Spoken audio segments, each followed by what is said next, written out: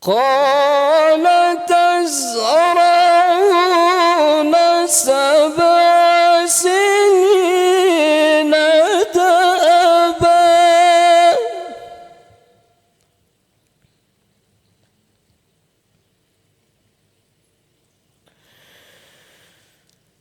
فما حصدتم فذروه في سنبله إلا قليلا مما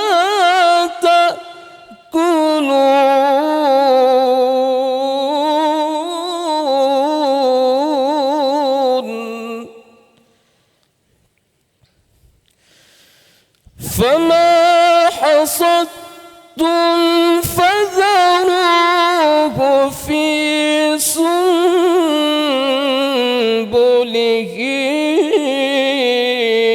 إلا قليلا مما تأكلون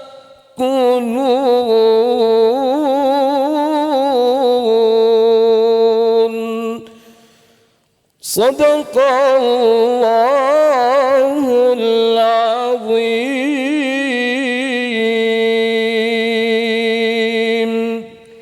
Selanjutnya hadirin berbahagia, mari kita bersalawat kepada baginda Rasulullah sallallahu alaihi wasallam. Hadirin kami mohon berdiri. Salatullah salamullah ala Taha Rasulillah. Salatullah salamullah ala Yasin Habibillah. Tawassalna bismillah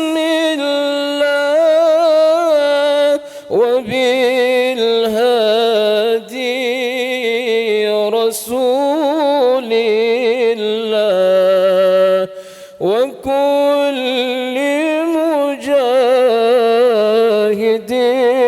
lillah bi ahlil badri ya Allah. Salatullah salamullah ala Taha Rasulillah. Salatullah salamullah ala Yasin Habibillah.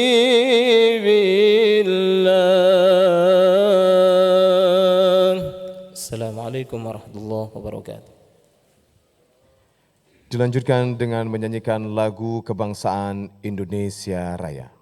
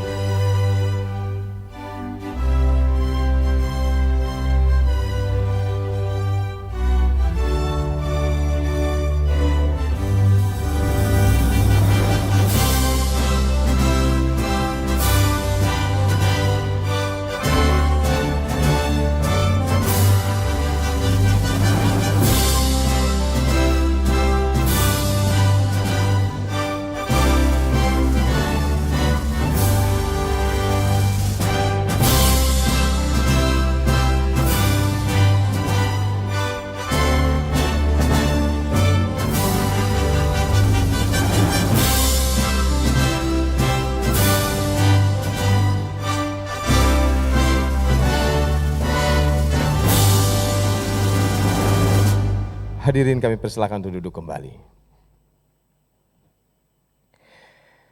Bapak Ibu yang kami muliakan serta peserta yang juga sedang menyaksikan kita di aplikasi Zoom dimanapun Anda berada, selanjutnya mari sama-sama kita mendengarkan laporan Sekretariat Tim Pengendalian Inflasi Daerah Provinsi Aceh.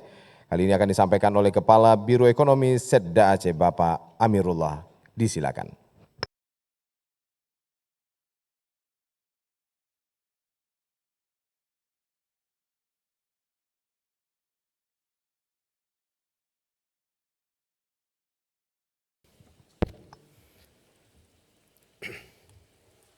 Bismillahirrahmanirrahim. Assalamualaikum warahmatullahi wabarakatuh.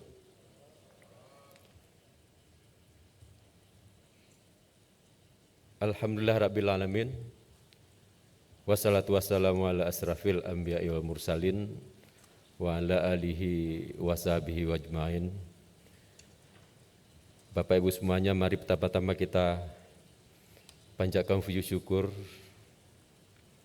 kehadirat Allah Subhanahu wa taala di mana pada hari ini kita telah diberi kesempatan, kesehatan dan rahmat-Nya, sehingga pada kesempatan ini kita telah dapat melaksanakan sebuah amal ibadah high level meeting dalam rangka kita mengkoordinasikan pengendalian inflasi di Aceh.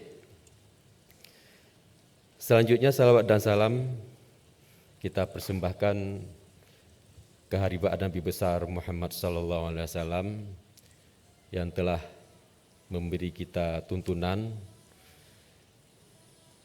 sehingga kita pada hari ini juga telah dalam rahmat iman dan Islam. Bapak Ibu semuanya yang kami hormati, Gubernur Aceh selaku Ketua TPID dalam hal ini diwakili oleh Wakil Ketua 1 TPID Aceh, Bapak Asisten 2, Bapak Insinyur Mawardi. Bapak Ibu semuanya, Bapak Ibu para Bupati, Wali Kota yang telah berhadir hari ini secara online di tempatnya masing-masing. Bapak Ibu Sekretaris Daerah Kota Banda Aceh telah berhadir mewakili Bapak Wali Kota, dan Bapak Asisten 2 Aceh Besar telah hadir di sini bersama kami mewakili Bapak Bupati. Yang kami hormati Bapak Ibu Kepala SKPA yang telah berhadir, telah hadir pula bersama kita yang kami hormati dari Dirkrimsus Polda Aceh. Telah hadir bersama kita juga yang kami hormati Pak Irsan, Double Irsan, Irsan Nurijal, BPS, Irsan Nasution, Bulog. Terima kasih Pak terus membimbing kita bersama BI juga yang selama ini membimbing kami. Yang kami hormati Pak Kris, Kepala BI Aceh yang tidak bosan-bosan membimbing kami, tim sekretariat dalam rapat teknisnya dan seluruh personil BI yang berhadir yang telah menggait TPID Aceh selama ini. Yang kami hormati Bapak Ibu narasumber yang telah berhadir juga di sini dari BMKG, yang hadir juga secara online dari PT Rawajali Nusantara Indonesia sebagai BUMD Pangan yang diamanahkan oleh Kementerian BUMN melakukan holding terkait dengan pengaturan stok pangan di Indonesia. Hadirin semuanya, awak media yang kami banggakan. Bapak Ibu semuanya, pertama izinkan kami melaporkan Sekretaris TPID melaporkan secara singkat pelaksanaan high level meeting TPID Aceh Triwulan 1 hari ini di Ajun Memata. Pak Wakil Ketua DPD kami laporkan tujuan kita melakukan pertemuan high level meeting ini adalah pertemuan rutin 3 bulanan.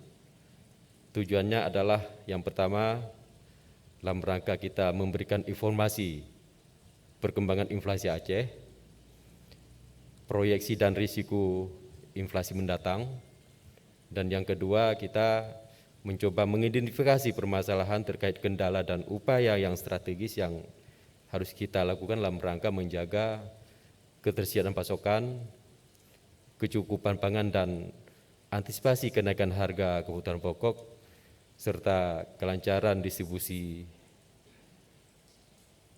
produksi, terutama menjelang bulan Ramadan dan hari raya Idul Fitri yang menjelang kita beberapa waktu yang akan datang.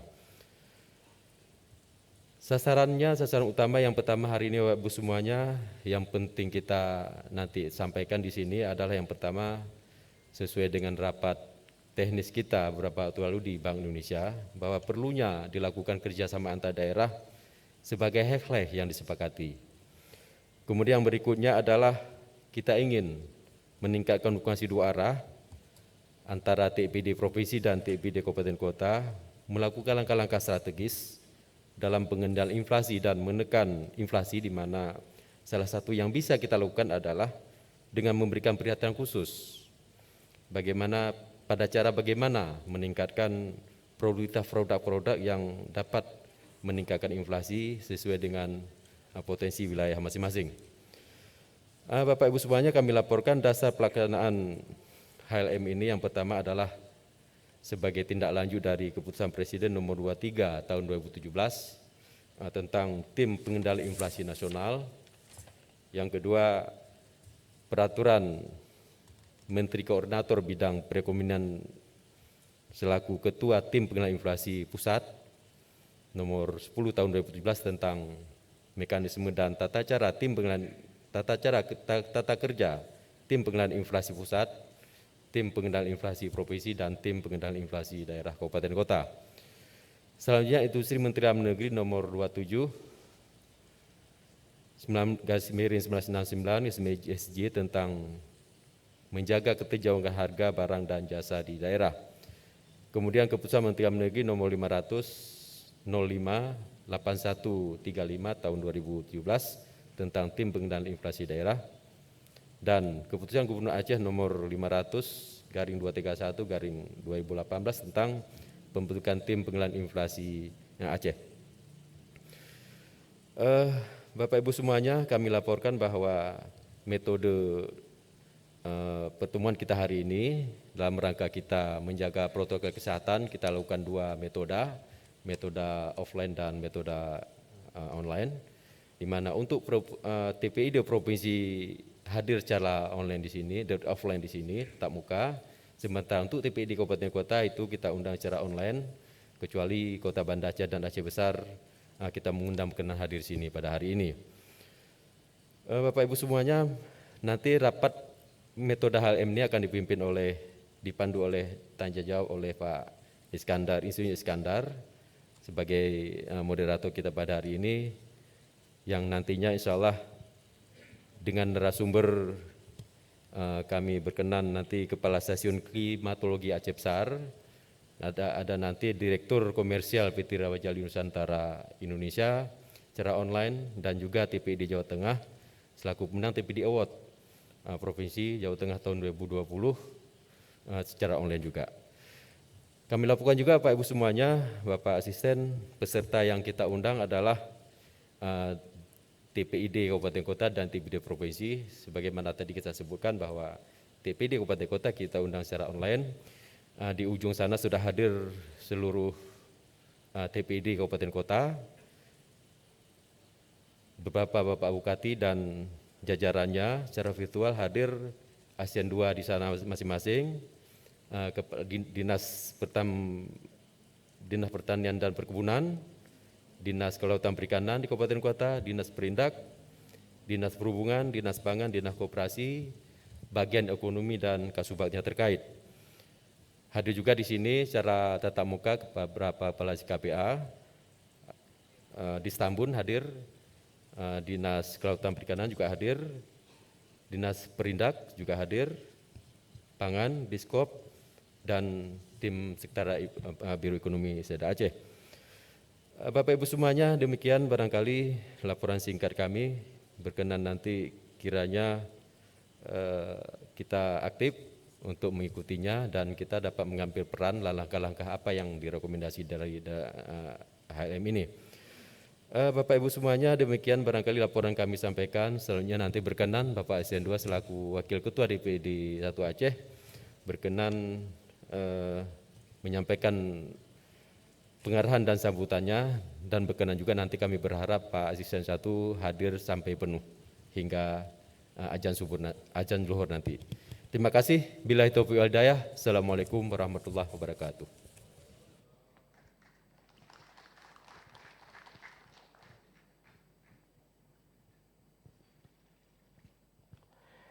Baik Bapak Ibu yang kami muliakan serta para peserta yang tergabung dalam aplikasi Zoom, seperti yang kita tahu juga selain kita yang berhadir di tempat yang berbahagia ini, para peserta dan juga narasumber dari berbagai daerah juga ikut ambil bagian dalam kegiatan ini. Selanjutnya mari sama-sama kita mendengarkan pemaparan perkembangan inflasi daerah Aceh yang disampaikan oleh Wakil Ketua Tim Pengendalian Inflasi Daerah Aceh yang juga Kepala Bank Indonesia Provinsi Aceh. Kepada Bapak Akhri Sarwani, kami silakan dengan segala hormat.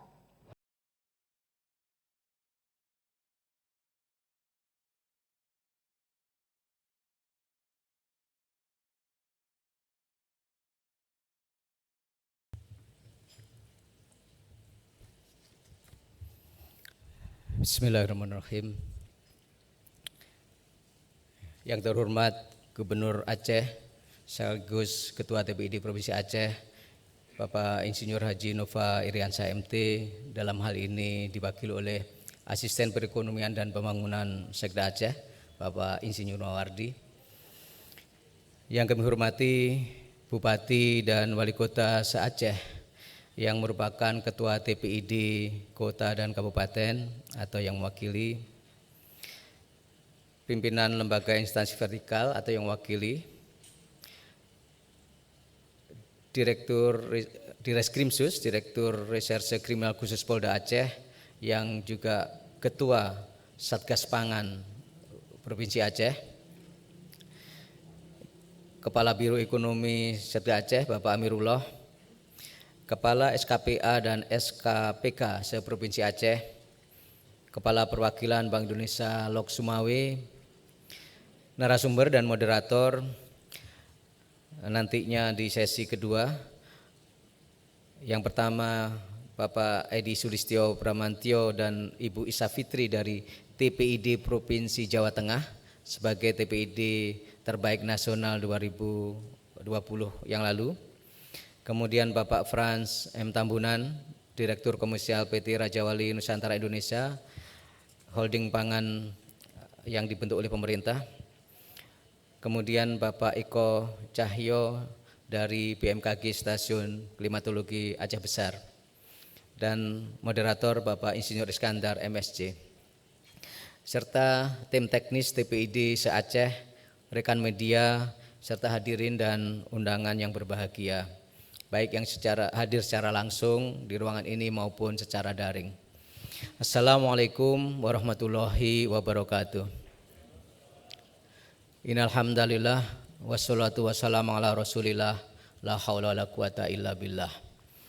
Pertama-tama marilah kita panjatkan puji syukur kehadirat Allah Subhanahu wa taala karena atas perkenannya kita semua dapat hadir di sini pada kegiatan high level meeting TPID Provinsi Aceh triwulan 1 tahun 2021. Sholawat dan salam kita sampaikan kepada junjungan kita Nabi besar Muhammad SAW. Bapak Gubernur dan Bapak Ibu hadirin yang kami hormati, mengawali kegiatan high level meeting TPID hari ini, perkenankan kami memaparkan secara singkat mengenai perkembangan inflasi Aceh, proyeksi inflasi, rencana program kerja TPID Aceh, serta informasi mengenai kerjasama antar daerah yang menurut hemat kami sangat relevan untuk diimplementasikan dalam upaya pengendalian inflasi di Aceh. Dalam beberapa bulan terakhir, inflasi Aceh berada di atas inflasi nasional. Di awal tahun 2021, faktor cuaca yang kurang baik mempengaruhi aktivitas produksi masyarakat, terutama nelayan, sehingga pasokan barang kebutuhan di Aceh terganggu. Hingga bulan Februari 2021, laju inflasi Aceh menurut tahun kalender year to date tercatat sebesar 0,13%, sedangkan secara tahunan year on year berada pada level 2,59%. atau berada di atas rata-rata inflasi nasional yang sebesar 1,38%. Bila kita lihat berdasarkan kota pantauan inflasi di Aceh, yakni kota Banda Aceh, kota Lok Sumawe dan Melabuh, level inflasi tertinggi terjadi di kota Lok Sumawe, yakni sebesar 3,06. Kemudian disusul oleh kota Melabuh 2,73% dan kota Banda Aceh 2,33%. Dalam 2 tahun terakhir, kota Melabuh menjadi kota yang paling tinggi inflasi tahunannya. Namun sejak 2021, posisi kota Melabuh digantikan oleh kota Lok Sumawe. Dari 3 kota pantauan inflasi Aceh, hasil asesmen kami menunjukkan bahwa kota Banda Aceh memiliki pengaruh korelasi atau kontribusi yang besar terhadap pembentukan inflasi di Aceh. Terlihat dari pola inflasi Aceh yang memiliki kesamaan dengan pola inflasi di kota Banda Aceh. Oleh karena itu, peran TPI di kota Banda Aceh sangat strategis dalam mengendalikan inflasi di Aceh, karena akan berdampak signifikan terhadap inflasi di Aceh. Selama ini kami melihat kontribusi dan koordinasi TPI di Banda Aceh dengan Bank Indonesia dan juga seluruh TPI di provinsi berjalan dengan sangat baik dan intensif. Bila kita memperhatikan data 5 tahun terakhir, beberapa komoditas secara rutin menjadi penyumbang inflasi Aceh, yaitu daging ayam, ikan tongkol, cumi-cumi, bawang merah, udang, telur ayam, daging sapi, dan cabai merah. Komoditas tersebut memang bahan-bahan yang sering digunakan dalam makanan keseharian masyarakat Aceh ataupun menu hidangan di rumah makan di restoran di Aceh. Bapak Ibu sekalian, menjelang bulan Ramadan, tekanan inflasi diperkirakan akan meningkat seiring dengan meningkatnya permintaan masyarakat akan kebutuhan barang dan jasa. Data 5 tahun terakhir menunjukkan bahwa pada bulan Ramadan dan Lebaran, angka inflasi mengalami kenaikan signifikan sebagaimana terlihat yang di grafik yang kami tayangkan ini. Kami memaklumi budaya masyarakat Aceh yang bersukacita menyambut bulan Ramadan dan Idul Fitri memang sesuatu yang tidak bisa dihindari. Namun sebagai pihak yang terlibat dalam pengendalian inflasi, kita bersama-sama memandang perlunya himbauan kepada masyarakat agar dapat berbelanja dengan bijak sesuai dengan kebutuhan. Sebagaimana tahun sebelumnya, TPID Aceh melaksanakan program himbauan belanja bijak baik melalui media ataupun materi ceramah dan khutbah Jumat dan nantinya juga tarawih. Kiranya hal ini dapat kita lakukan lagi di tahun 2021 sehingga dapat mengurangi tekanan inflasi melalui jalur demand atau permintaan. Bapak Gubernur, Bapak Ibu hadirin yang kami hormati, kami mencoba melakukan asesmen terhadap inflasi di bulan Ramadan, khusus di bulan Ramadan selama 4 tahun terakhir.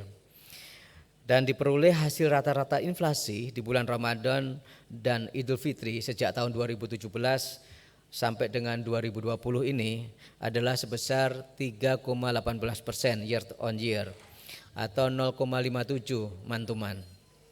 Angka yang tergolong tinggi bila dibandingkan dengan angka inflasi Aceh rata-rata pada bulan lainnya. Sementara dari sisi komoditas, penyumbang inflasi selama Ramadan dan Idul Fitri diantaranya adalah bahan makanan, sandang, makanan jadi, dan transportasi. Tahun lalu kita ingat harga gula di Aceh sangat tinggi. Hal ini terkonfirmasi dengan ramainya pasar dan pusat perbelanjaan di Aceh selama bulan puasa, serta banyaknya penjual makanan takjil di sepanjang jalan-jalan perkotaan di Aceh. Belum lagi budaya buka puasa bersama yang marak terjadi di Aceh, bahkan di Indonesia pada umumnya. Lebih lanjut, kami mencermati kenaikan harga barang umumnya terjadi H-4 Ramadan dan Idul Fitri. Budaya megang di Aceh kami perkirakan menjadi salah satu pemicu kenaikan harga tersebut. Oleh karena itu, kami berpandangan bahwa momen ini merupakan saat yang tepat bagi SKPK yang memiliki program operasi pasar untuk melaksanakan kegiatan pasar dalam rangka mengurangi gejolak harga. Tadi sempat saya diinformasikan oleh Pak Kepala Dinas Perdagangan dan Industri Aceh bahwa permohonan Aceh untuk bisa mendapatkan tambahan suplai gula di bulan Ramadan dari jalur impor 8.000 ton sudah disetujui dan sebentar lagi bisa masuk ke Aceh. Terima kasih Pak Baong.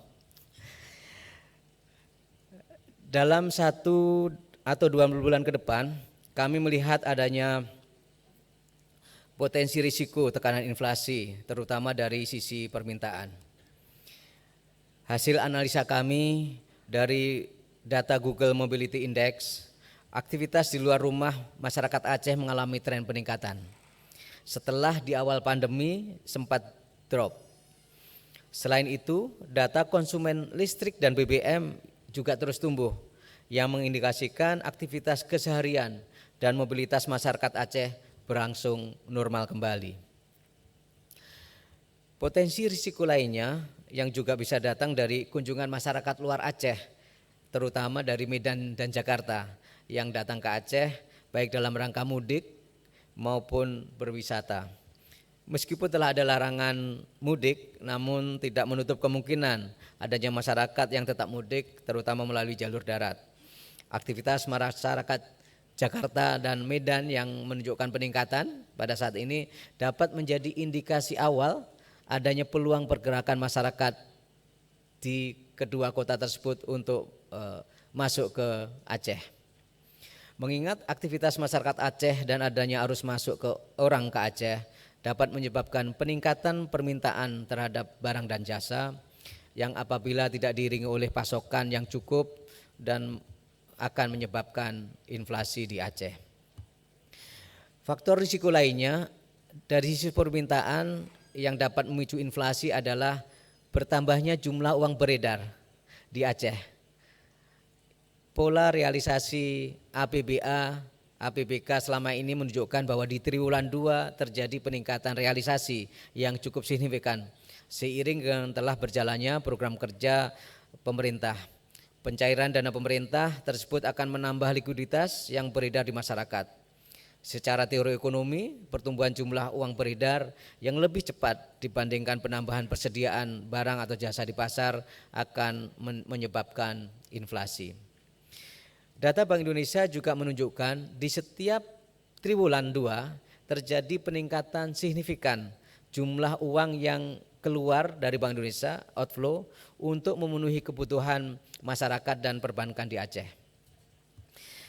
Bapak Gubernur, Bapak Ibu dan hadirin yang berbahagia, berikutnya kami akan menyampaikan proyeksi inflasi yang telah kami coba susun berdasarkan model ekonometrika dengan menggunakan variabel-variabel tertentu. Angka proyeksi ini semoga dapat bermanfaat bagi kita semua dalam merumuskan dan mengambil kebijakan terkait dengan pengendalian inflasi. Pada tahun 2021 kami memproyeksikan inflasi Aceh secara tahunan akan berada di 2,34 sampai 2,74%. Sementara pada tahun 2022 inflasi Aceh akan mengalami kenaikan dibandingkan tahun 2021 yaitu sekitar 2,83 sampai 3,23. Kedua proyeksi inflasi tersebut masih berada dalam kisaran target inflasi nasional tahun 2021-2022 yaitu 3% plus minus 1% atau 2 sampai 4%. Beberapa faktor yang dapat menjadi pemicu kenaikan inflasi pada tahun 2021 diantaranya program vaksinasi yang apabila insya Allah juga berjalan dengan baik, dengan lancar, akan meningkatkan mobilitas aktivitas masyarakat, aktivitas ekonomi masyarakat, sehingga permintaan terhadap barang dan jasa juga akan meningkat.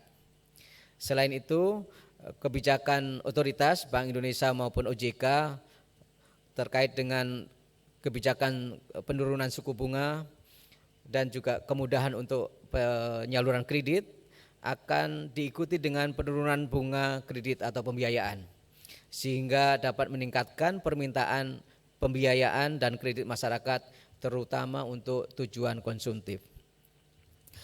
Sementara faktor-faktor yang dapat membantu meredam gejolak inflasi diantaranya adalah insya Allah kondisi cuaca yang Aceh yang membaik di 2021, realisasi program pengendalian inflasi dari TPID seperti operasi pasar, kemudian nanti efektivitas Satgas Pangan, serta tren menurunnya harga emas dunia juga membaiknya ekonomi global. Bapak Ibu, para hadirin yang kami hormati, dalam rangka pengendalian inflasi 2021, hasil rapat tim teknis TPID Provinsi Aceh yang dilakukan pada awal Maret yang lalu menyepakati beberapa usulan program kerja TPID Aceh sebagaimana yang kami tayangkan. Program-program tersebut disusun sesuai dengan kewenangan dan program kerja yang dimiliki oleh masing-masing anggota TPID sehingga memudahkan dalam pelaksanaannya nanti. Dari program-program tersebut, tim teknis TPID mencoba menjabarkan lebih rinci mengenai langkah tindak lanjutnya, serta SKPA, SKPK atau instansi yang tepat untuk menjadi PIC dan pelaksananya. Hal ini dapat diharapkan memudahkan koordinasi dan monitor progres program kerja tersebut. Dalam high level meeting TPID hari ini, kiranya nanti Bapak Gubernur selaku Ketua TPID dapat memberikan arahan dan keputusan terhadap usulan program kerja dimaksud yang nantinya dapat menjadi acuan bagi TPID Provinsi dan TPID Kabupaten Kota seluruh seprovinsi Aceh. Bapak Gubernur, Bapak Ibu dan para hadirin yang kami hormati, salah satu program kerja TPID 2021 yang coba kami highlight adalah terkait kerjasama antar daerah. Kami memandang kerjasama antar daerah ini sangat tepat bila diterapkan di Aceh sebagai bagian dari program pengendalian inflasi. Data Badan Ketahanan Pangan menunjukkan setiap provinsi di Sumatera memiliki informasi surplus dan defisit terhadap komoditas pangan tertentu. Khusus Aceh memiliki surplus pada komoditas beras, cabai merah, dan cabai rawit. Sementara Aceh mengalami defisit untuk komoditas bawang, daging ayam, telur ayam, gula pasir, dan minyak goreng. Setelah mengetahui komoditas yang defisit, kiranya kita dapat mencari provinsi mana yang dapat memiliki surplus terhadap komoditas tersebut. Selanjutnya Provinsi Aceh akan menjalin kerjasama antar daerah dengan provinsi tersebut sehingga defisit barang dan jasa yang terjadi di Aceh dapat dipenuhi melalui kerjasama tersebut. Hal yang sama juga dapat diterapkan apabila Aceh mengalami komoditas surplus. Aceh melakukan kerjasama untuk menjual komoditas surplusnya ke daerah lain.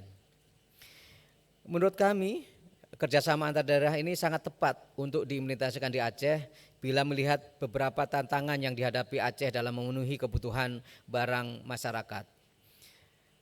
Kerjasama antar daerah dapat dilakukan antar provinsi maupun intraprovinsi, antar kabupaten dan kota se-Aceh. Sementara pelakunya bisa antara pemerintah dengan pemerintah atau BUMD artinya milik pemerintah, atau antara pemerintah dengan pengusaha atau swasta, atau antara pengusaha dengan pengusaha, bisnis to bisnis. Dengan KAD diharapkan dapat mengurangi tekanan inflasi dari sisi pasokan atau suplai barang yang dibutuhkan oleh masyarakat. Kerjasama antar daerah memiliki manfaat dari sisi daerah produsen atau daerah surplus maupun dari sisi konsumen atau daerah defisit. Sebagai daerah konsumen, KAD akan menciptakan kepastian pasokan barang atau pasokan jasa sehingga harga menjadi lebih stabil. Sementara dari sisi daerah produsen atau surplus, KAD akan menjadikan harga jual produk yang dihasilkan oleh masyarakat setempat lebih terjamin karena adanya kepastian pasar. Saat ini kami sedang mencoba memfasilitasi dua program kerjasama antar daerah, yaitu antara Perpadi Aceh dengan Persatuan Padi, pengolah padi, dengan BUMD Dirga Surya milik pemerintah Provinsi Sumatera Utara Di sini kita menjadi daerah yang surplus, kita mengirim ke daerah lain. Dan PT Kelola Pangan Indonesia yang berada di Aceh dengan kelompok tani di Sumatera Barat untuk komoditas bawang merah. Di sini kita Aceh sebagai daerah yang defisit. Kami berharap dengan masuknya KAD dalam program TPID Aceh ini dapat menciptakan juga nanti KAD-KAD lainnya di Aceh, baik intra provinsi maupun juga antar provinsi. Demikian pemaparan kami. Semoga apa yang kami sampaikan dapat bermanfaat buat kita semua dalam upaya pengendalian inflasi di Aceh. Kami meyakini dengan kerjasama, kolaborasi, dan sinergi positif yang telah terbina selama ini di TPID Aceh dan TPID seluruh Aceh, tingkat inflasi di Aceh akan lebih terjaga, sehingga kesejahteraan masyarakat tidak tergerus akibat kenaikan inflasi. Akhir kata, kami mohon maaf bila ada kesalahan dan kekhilafan dalam perkataan. Sekian, billahi taufiq wal hidayah. Assalamualaikum warahmatullahi wabarakatuh.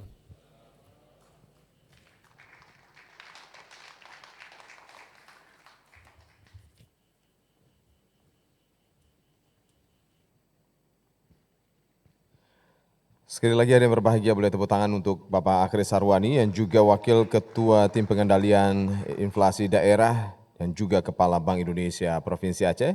Seperti pemaparannya tadi, tentunya mengetahui inflasi saat sekarang ini juga membantu kita untuk memaksimalkan strategi apa untuk bisa mengendalikan inflasi itu sendiri.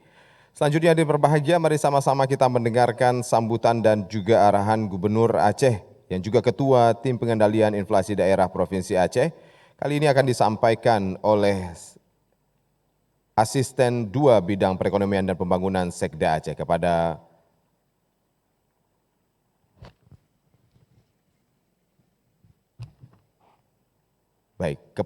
Bapak Insinyur Mawardi, kami persilakan dengan segala hormat.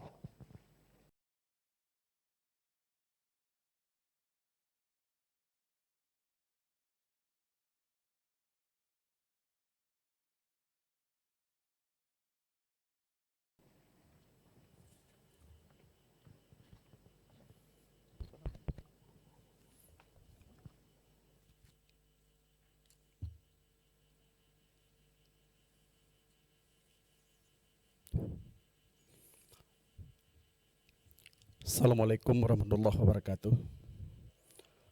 Bapak Ibu yang saya muliakan, saya menyampaikan salam Pak Gubernur, sekaligus beliau menyampaikan permohonan maaf kepada kita semua. Beliau tidak dapat hadir bersama kita hari ini berhubung ada tugas mendesak yang harus beliau penuhi. Maka dalam hal ini Bapak Gubernur meminta kami mewakili beliau untuk menyampaikan sambutan tertulis beliau pada acara High Level Meeting TPID se-Aceh pada hari Rabu 31 Maret 2021.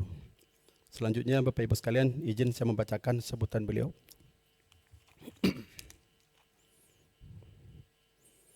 Bismillahirrahmanirrahim. Assalamualaikum warahmatullahi wabarakatuh. Alhamdulillahirabbil alamin. Wassalatu wassalamu ala asyrafil anbiya'i wal mursalin wa ala alihi wa ashabihi ajma'in. Yang kami hormati para bupati dan wali kota se-Aceh atau yang mewakili, yang kami hormati Kepala Perwakilan Bank Indonesia Provinsi Aceh beserta jajarannya, yang kami hormati para narasumber yang telah hadir bersama kita, yang kami hormati Dirreskrimsus Polda Aceh sebagai Ketua Satgas Pangan Aceh, yang kami hormati para Kepala SKPA, Kepala Biro Perekonomian, yang kami hormati anggota Tim Pengendali Inflasi Daerah Aceh dan TPID Kabupaten Kota se-Aceh. Hadirin para peserta yang sudah berada di tempat acara maupun yang bergabung secara virtual yang kami muliakan.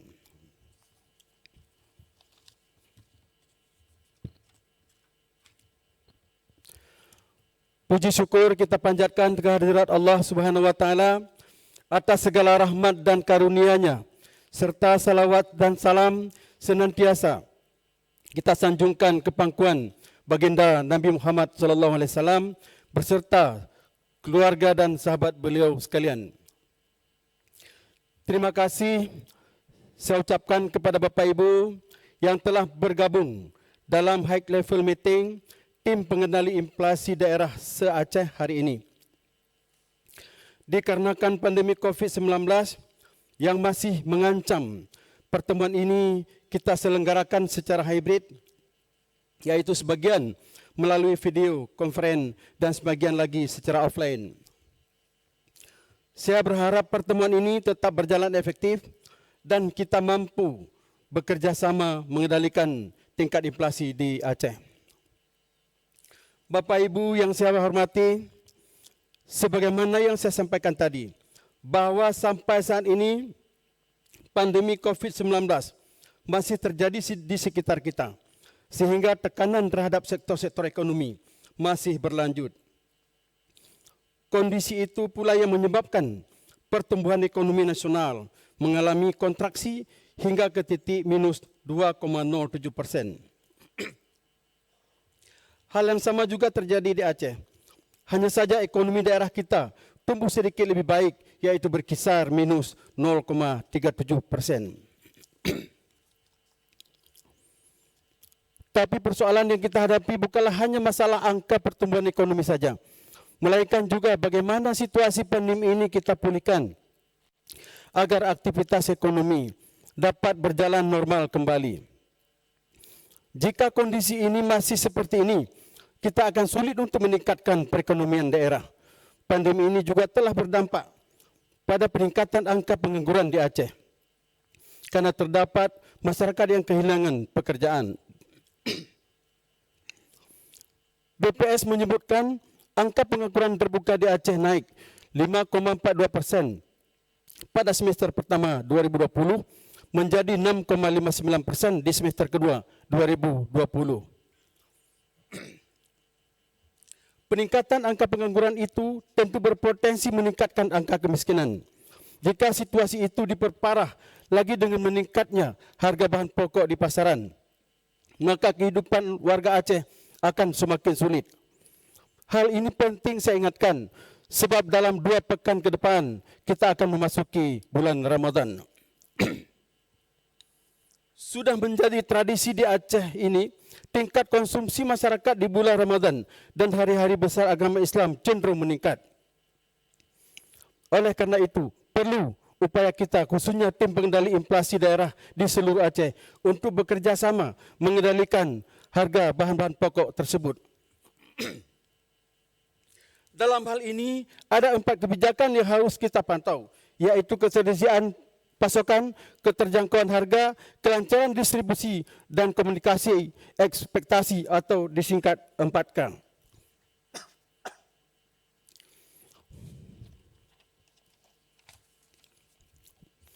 Pemantauan itu tentu tidak hanya di kota-kota besar, tapi juga hingga ke pelosok desa.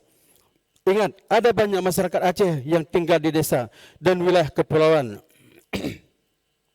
Terhambatnya pasokan ke daerah tersebut akan membuat harga bahan pokok melonjak, terutama bahan pokok yang ditangkan dari luar Aceh. Tahun lalu kita punya pengalaman buruk soal ini, yakni ketika pasokan gula pasir terhambat di sejumlah daerah. Akibatnya harga gula sempat mengalami kenaikan signifikan. Saya harap tahun ini kasus ini tidak terjadi lagi. Selain masalah pasokan dan distribusi, potensi inflasi juga bisa datang dari kondisi cuaca. Curah hujan yang tinggi, badai yang memicu tingginya gelombang laut, atau kemarau yang panjang bisa menghambat pasokan bahan makanan. Antisipasi terkait cuaca ini perlu kita bahas sejak awal agar jalan keluarnya dapat kita persiapkan sejak sekarang. Artinya dalam kondisi apapun, ketersediaan bahan pokok tetap harus ada di pasaran sehingga harga dalam keadaan stabil. Kenaikan harga biasanya terjadi pada komoditas pangan utama, terutama bawang merah, cabai merah, daging ayam ras, dan sapi. Untuk itu, hendaknya TPID di Aceh dapat fokus pada komunitas-komunitas yang selama ini berkontribusi besar sebagai penyumbang inflasi.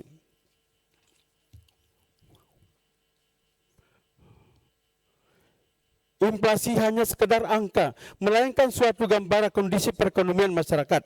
Inflasi akan menggerus penghasilan yang pada akhirnya dapat menjerumuskan masyarakat Aceh di jurang kemiskinan. Tentunya sebagai pemimpin daerah, lembaga atau instansi, kita semua memiliki tanggung jawab terhadap apa yang terjadi pada masyarakat sesuai dengan kewenangan yang telah diamanahkan di pundak kita.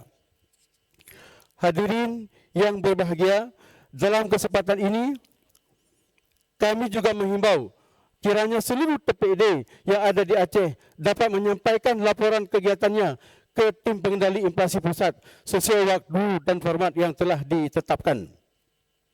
Saya percaya bahwa kita telah banyak melaksanakan berbagai kegiatan pengendali inflasi, namun mungkin belum terdokumentasikan dan dilaporkan dengan baik. Mari kita tunjukkan bahwa TPID di Aceh memiliki kedisiplinan dan governance yang baik sebagaimana tercermin dalam pelaporan TPID yang kita lakukan. Demikian sambutan dan harapan saya, terutama terima kasih saya ucapkan kepada Bank Indonesia. Saya ulangi, demikian sambutan dan harapan dari saya. Terima kasih saya ucapkan kepada Bank Indonesia Provinsi Aceh atas dukungannya dalam melaksanakan pertemuan ini.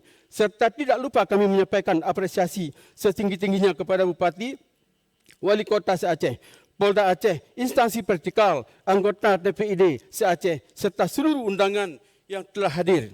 Masukan dari seluruh pihak tentu sangat dibutuhkan dalam pengendalian inflasi ini, sehingga ekonomi Aceh tetap terkendali, khususnya pada bulan Ramadan dan hari-hari besar Islam nantinya. Akhirnya dengan mengucapkan Bismillahirrahmanirrahim, high level meeting tim pengendali inflasi Aceh pada di bulan pertama tahun 2021 dengan ini resmi nyatakan dibuka.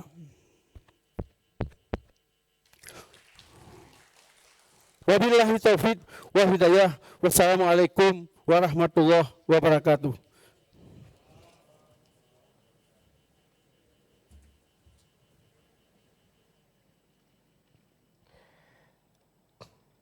Beri tepuk tangan dari berbahagia kepada Asisten 2 Bidang Perekonomian dan Pembangunan Sekda Aceh Bapak Insinyur Mawardi yang sudah menyampaikan sambutan dan arahan Gubernur tadi. Besar harapan kita agar koordinasi, kolaborasi dan juga kerjasama yang sudah terjalin benar-benar bisa mewujudkan pengendalian inflasi lebih baik dan tentunya juga demi ekonomi lebih baik dan juga kesejahteraan masyarakat itu sendiri. Selanjutnya, agar kemudian kegiatan kita ini diberkati oleh Allah Subhanahu wa Ta'ala, mari sama-sama kita berdoa bersama terlebih dahulu yang akan dipimpin oleh Ustadz Muhammad Iqbal. Kepada beliau kami silakan dengan segala hormat.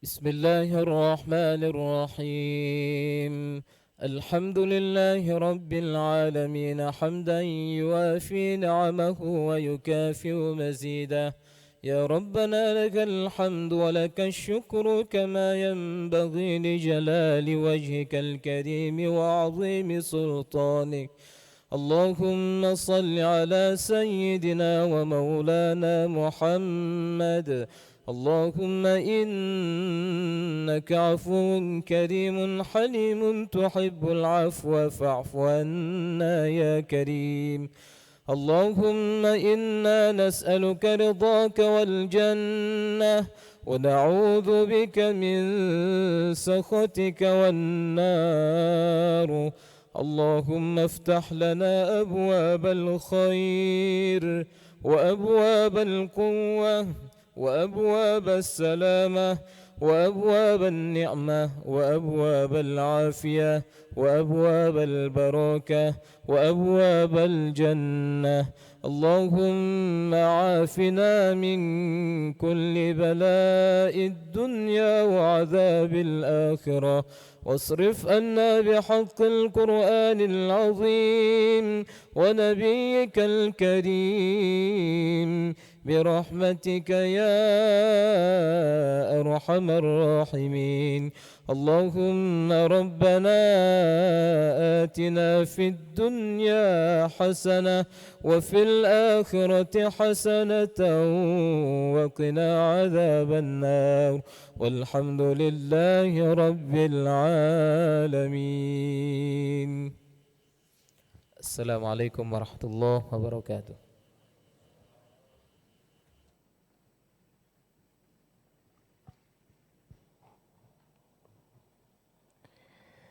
Baik Bapak Ibu yang kami muliakan, serta para peserta yang juga tergabung dalam aplikasi Zoom dimanapun Anda berada, Alhamdulillah baru saja kita laksanakan pembukaan High Level Meeting Tim Pengendalian Inflasi Daerah Aceh tahun 2021 di triwulan pertama. Tentunya juga kita sudah mendengarkan laporan dari Sekretariat TPID, kemudian juga pemaparan perkembangan inflasi di daerah Aceh, kemudian juga beberapa arahan dari Bapak Gubernur tentunya juga menjadi bahan bagi kita juga untuk mengatur strategi agar kemudian bisa memaksimalkan pengendalian inflasi itu sendiri.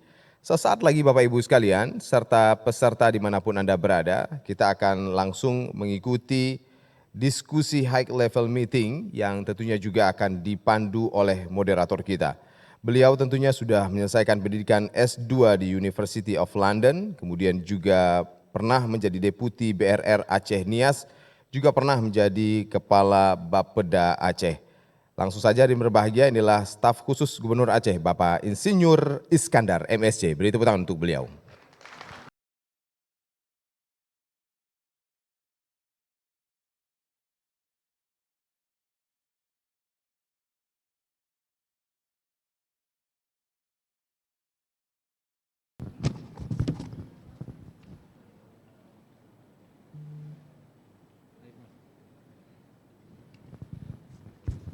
Assalamualaikum warahmatullahi wabarakatuh.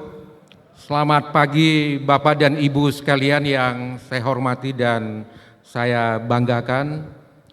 Assalamualaikum warahmatullahi wabarakatuh.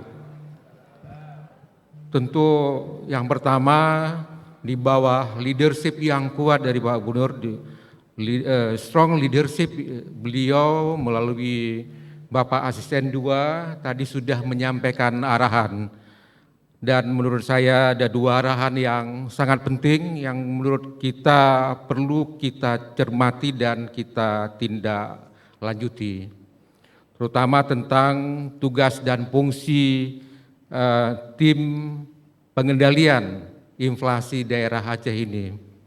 Jadi yang pertama dari pembukaan yang disampaikan oleh Pak Asisten 2 selaku Wakil Ketua TPID Aceh.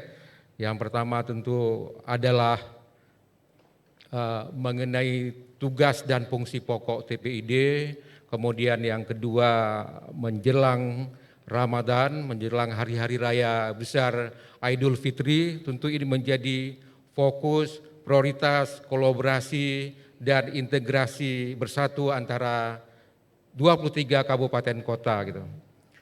Kemudian yang kedua tentu kepada sahabat kita, kepada Bapak Kepala BI Aceh yang menurut saya beliau sangat komprehensif, tadi sudah menjelaskan mengenai perkembangan, stabilitas dan target sasaran daripada inflasi kita pada 2021 dan 2022.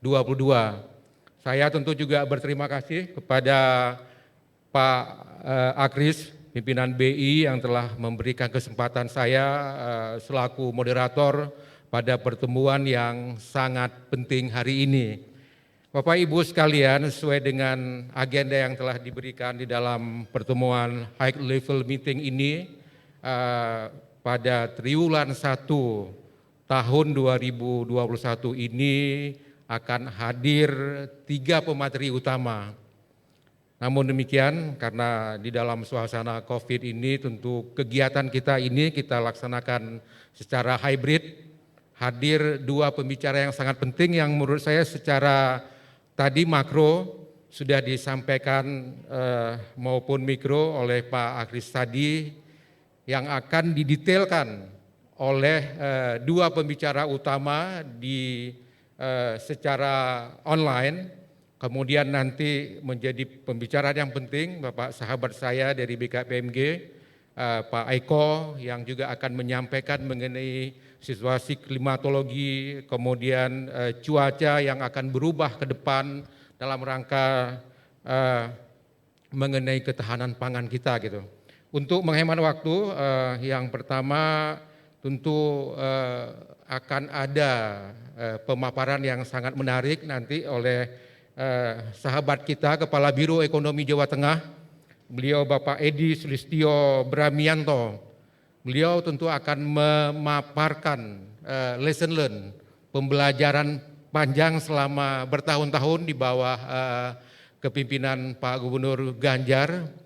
Keberhasilan mereka itu menjadi juara nasional selama berturut-turut. Saya mengikuti betul bagaimana mereka melakukan penguatan-penguatan TPID ini gitu. Tentu untuk menghemat waktu nanti saya akan persilakan. Kemudian nanti setelah beliau akan ada lagi pembicara yang juga menurut saya ini adalah pembicara yang sangat penting. PT Raja Wali Nusantara Indonesia ataupun PT RNI. PT RNI ini sebagai Pak ketahui kan sekarang lagi mendevelop menjadi holding company dari grup-grup BUMN, PT Pertani, kemudian Siang Seri Benih, kemudian juga Perikanan Kelautan, bergabung menjadi satu untuk menggerakkan ketahanan pangan. Saya pikir ini juga kesempatan yang baik bagi kawan-kawan BUMD Aceh maupun BUMD Kabupaten Kota ke depan, dan juga kita untuk kita kuatkan hubungan dengan perusahaan BUMN ini gitu. Kemudian yang terakhir nanti secara offline akan disampaikan oleh Bapak Eko Cahyo. Beliau seorang pakar kebencanaan gitu.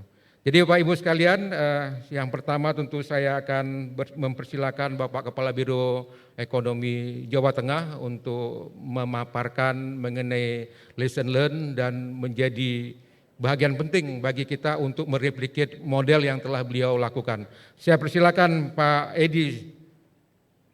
Silakan Pak. Ya, silakan Pak Edi, bisa langsung dimulai. Waktunya adalah 20 menit.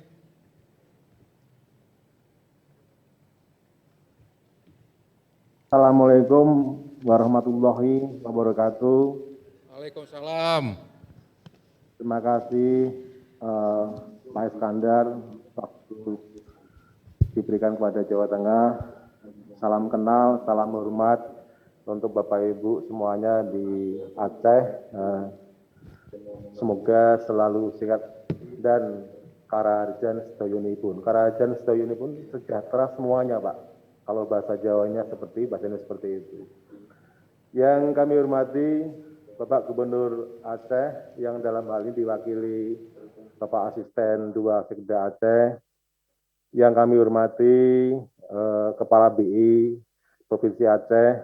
Yang kami hormati para Kepala OPD Aceh dan dari tim pengendali inflasi daerah Provinsi Aceh dan dari kabupaten kota di seluruh Provinsi Aceh. Bapak Ibu yang kami hormati, kami hadir bersama Kepala BI Jawa Tengah, dalam hal ini diwakili oleh Bu Isa Fitri, beliau Deputi di BI Jawa Tengah, dan dari Direksi Badan Usaha Milik Petani Pengayom Sejati di Jawa Tengah yang dari Wonogiri hadir bersama kami. Bapak Ibu yang kami hormati, selamat atas penyelenggaraan high level meeting pada hari ini untuk Aceh. Hari Rabu, tanggal 31 Maret 2021, kami sampaikan, kami di Provinsi Jawa Tengah juga beberapa waktu yang lalu sudah melaksanakan HLM bersama BI Jateng dan Kepala OBD terkait dan instansi vertikal terkait pada tanggal 10 Maret 2021 dengan tema pengendalian inflasi pangan strategis Jawa Tengah menghadapi anomali iklim tahun 2021. Selamat sekali lagi pada TBD Provinsi Jawa Tengah beserta TBD Kabupaten Kota, TBD Aceh bersama TBD Kabupaten Kota di Aceh. Bapak Ibu yang kami hormati, sama dengan kami, pertumbuhan ekonomi di Jawa Tengah kami terkontraksi minus 2,65%, ya, lebih tinggi daripada nasional. Ya. Ini kondisional yang ada di Jawa Tengah tahun 2020 kami aturkan, kami sampaikan seperti ini. Bahwasanya di Jawa Tengah ini ada 35 kabupaten kota, ya. Maka sekilas kami sampaikan. Semoga ada dari Jawa Tengah yang ada di Aceh, ya. Kalau kangen silakan kondur silakan berjenguk di Jawa Tengah. Ada 29 kabupaten, 6 kota dengan kecamatan 534 kecamatan, 769 kelurahan dan 7.809 desa. Dengan populasi penduduk 34,7 juta jiwa dengan luas area 32.800 km persegi dengan kepadatan 1.058.000 jiwa per km persegi. Bapak Ibu, sebagaimana kami sampaikan paparan tadi, ya, tahun 2020 mulai triwulan 2 ini adalah berat-beratnya buat kami, ya, berat-beratnya buat kami saat pandemi ini berjalan berlangsung. Bahkan kami merefocusing anggaran itu sampai 2 triliun rupiah, ya, untuk jaringan pengaman sosial, kesehatan, dan jaringan pengaman ekonomi. Kami optimis karena pergerakan sudah mulai kelihatan di triwulan 3 dan triwulan 4 di tahun 2020. Semoga di triwulan 1 2021 ini BPS memberikan angka yang lebih optimisme, dan harapan kami di tahun 2021 kita pertumbuhan ekonomi Jawa Tengah bisa positif minimal 2%. Berbagai upaya kami lakukan, Bapak Ibu, ya. Ada sektor-sektor yang menahan kontraksi kami lebih dalam, yaitu salah satunya adalah sektor pertanian. Kenapa sektor pertanian ini menjadi sebuah sektor strategis di Jawa Tengah dan menjadi topik kami di HLM tanggal 10 Maret tahun 2021 kemarin. Sektor pertanian kontribusinya 2,48%, di samping 5 sektor yang lain, yaitu Infocom, jasa kesehatan, pengadaan air, jasa keuangan, dan listrik, sedangkan yang lain terkontraksi negatif. 4 sektor kami, yaitu yang mensupport pertumbuhan ekonomi kan adalah sektor industri pengolahan, konstruksi, perdagangan, dan pertanian. 3 sektor itu pertumbuhannya terkontraksi. Ya. Dan dari sisi pengeluaran, kami harus akui dampaknya seperti disampaikan tadi oleh Pak Asisten 2 Aceh, sama Pak dengan Jawa Tengah.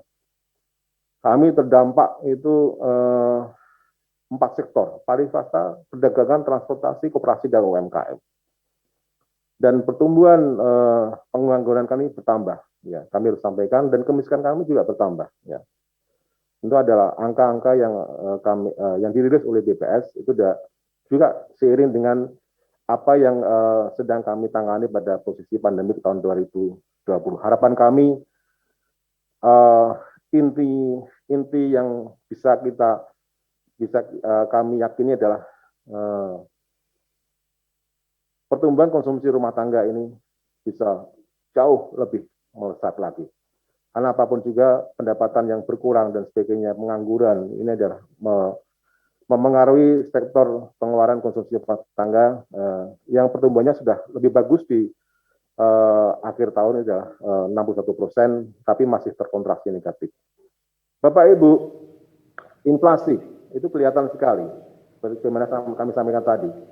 Di triwulan 2, triwulan 3 ini kita sudah di angka 1. Kita target inflasi kami adalah 3 + minus 1%.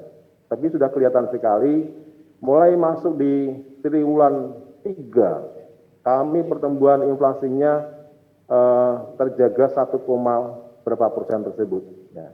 Terakhir di tahun 2000, bulan Februari di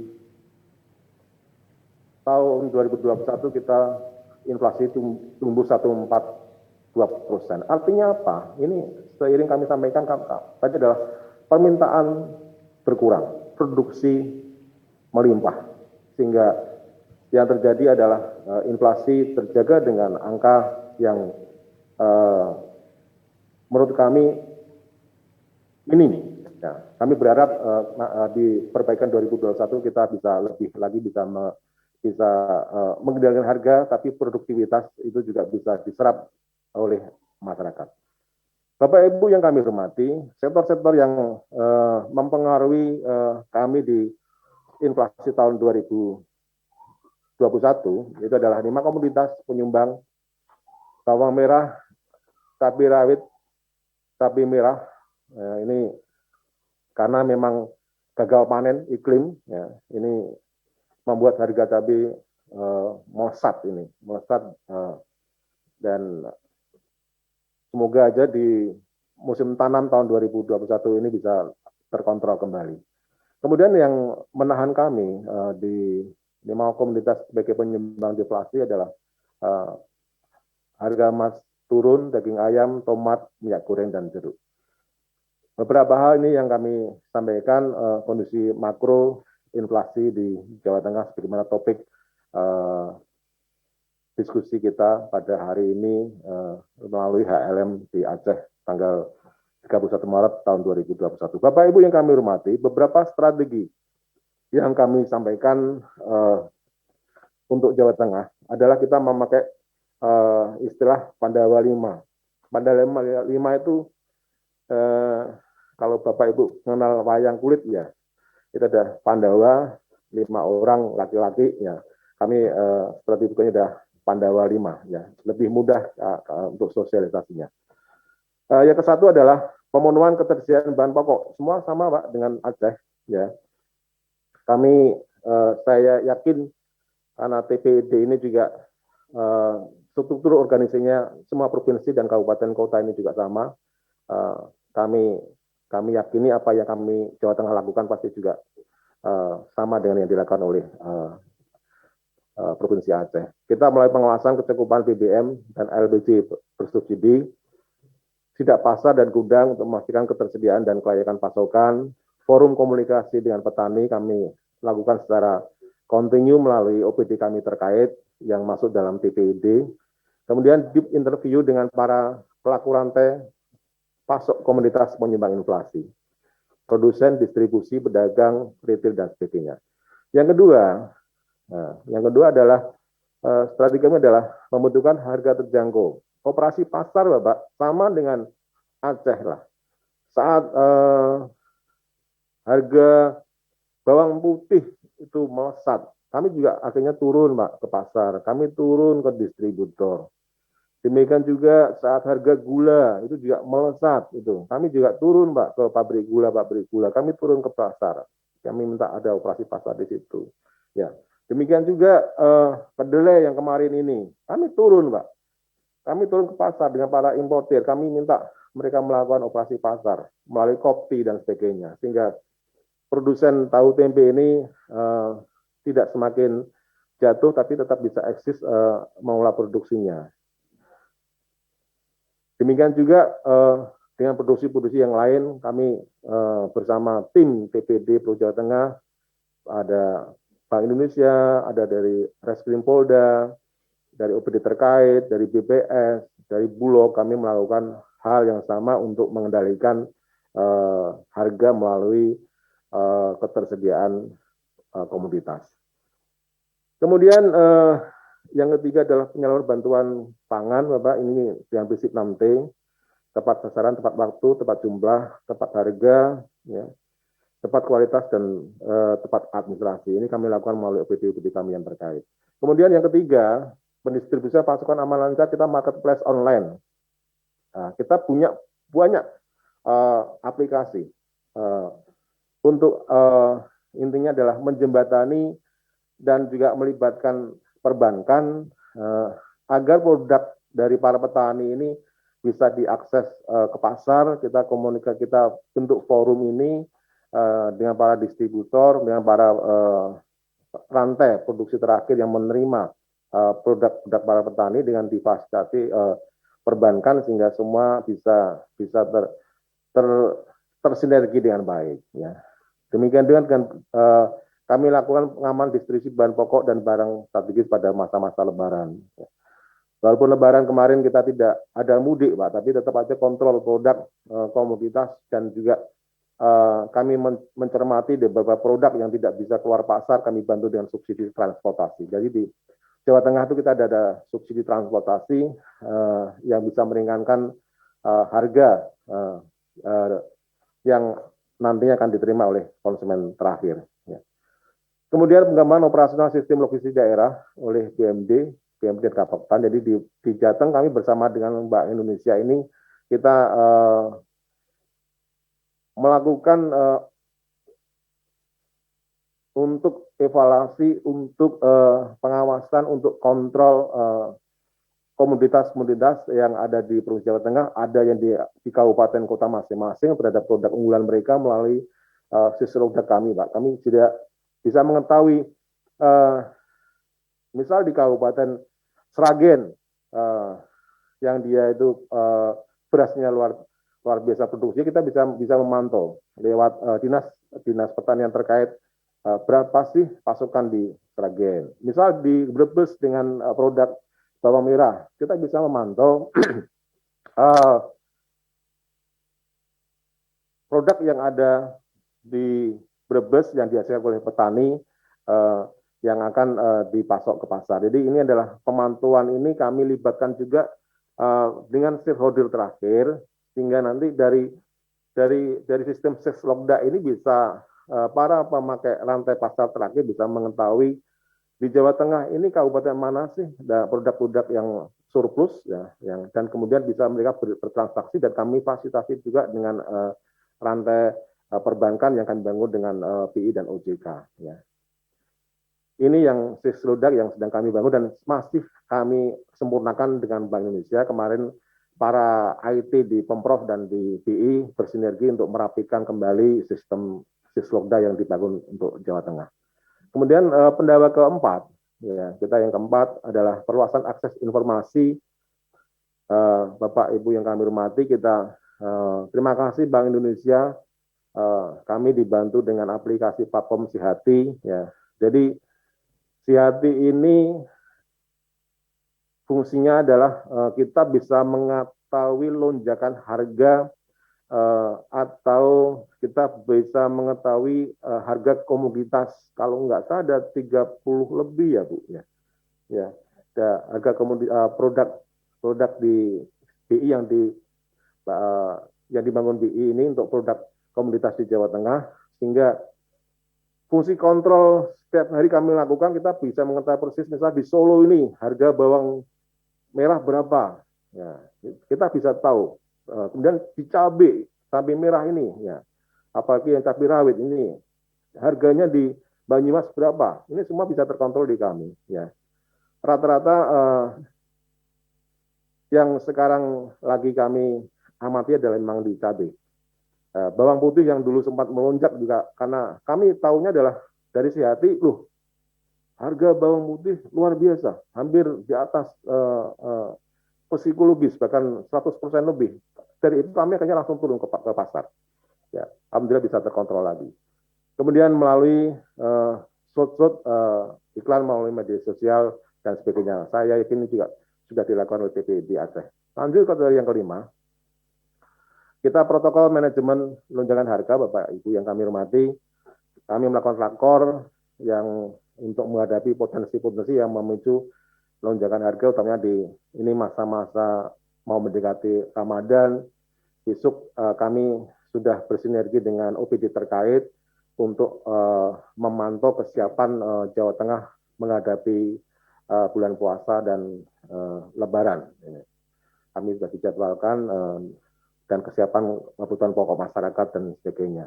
Demikian juga masa liburan Natal, Tahun Baru, dan masa libur panjang ini adalah kita antisipasi lebih cepat. Optimalisasi pemanfaatan teknologi ozon ya, untuk produk hortikultura. Ini juga kami lakukan dengan OPD dan para pelaku pasar. Lanjut yang selanjutnya Bapak Ibu sekalian, ini adalah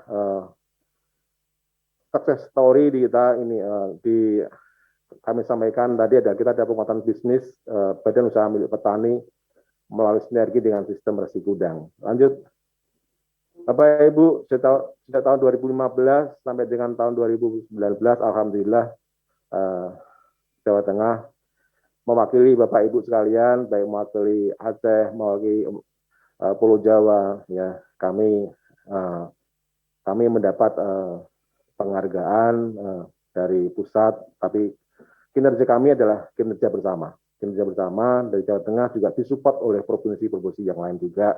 Kami sampaikan terima kasih atas kerjasama yang luar biasa. Kerjasama antar daerah ini juga menjadi salah satu poin kami, Bapak, yang kami akan sinergikan. Kita sudah sinergi di kerjasama antar daerah. Siapa tahu nanti Aceh juga bisa melalui BI Aceh dengan BI Jawa Tengah, Ibu Is, mungkin bisa kita, apa yang bisa kami butuhkan di Aceh bisa disupport ke Jawa Tengah, apa yang Jawa Tengah bisa support ke Aceh ini kami mencoba usulkan untuk sinergi antar Aceh dan Jawa Tengah. Lanjut, Bapak Ibu yang kami sampaikan, di tahun 2020 memang kita ada badan usaha milik petani. Ini pure inisiasi daripada para petani. Kami sebagai pengambil kebijakan mengawal supaya bisnis yang dikelola oleh para petani berjalan dengan baik. Bisnis ini ada penjaminnya, ada asuransinya, ada perbankan yang masuk di dalamnya, kemudian dikelola dengan baik oleh para petani dan gapoktan sampai dengan sistem resi gudang.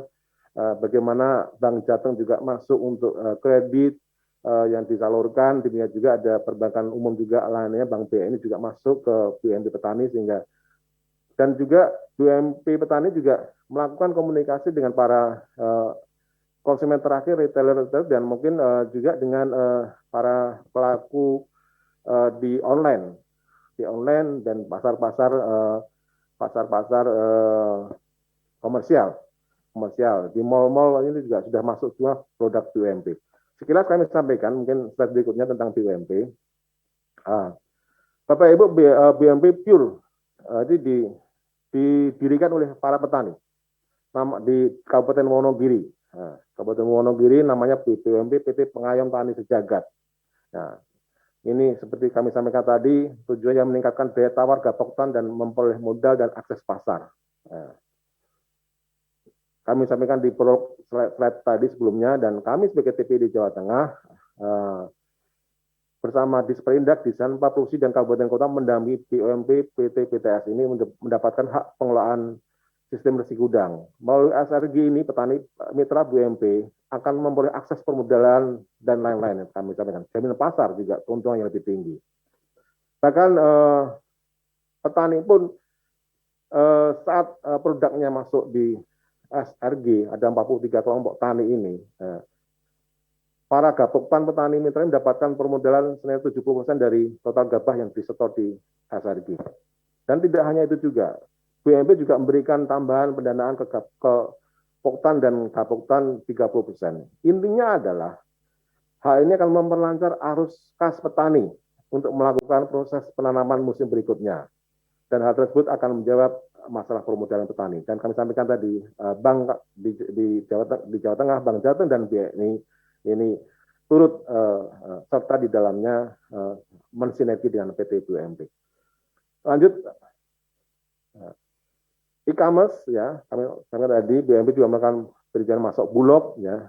Alhamdulillah kemarin Bapak Gubernur juga bersama kami mengecek di Bulog, alhamdulillah juga pasukan produk panen petani sudah masuk Bulog dan kualitas bagus ya. kami sampaikan, Bulog sudah menginput karena sesuai dengan kapasitas produksi beras di Jawa Tengah, kami surplus, Pak.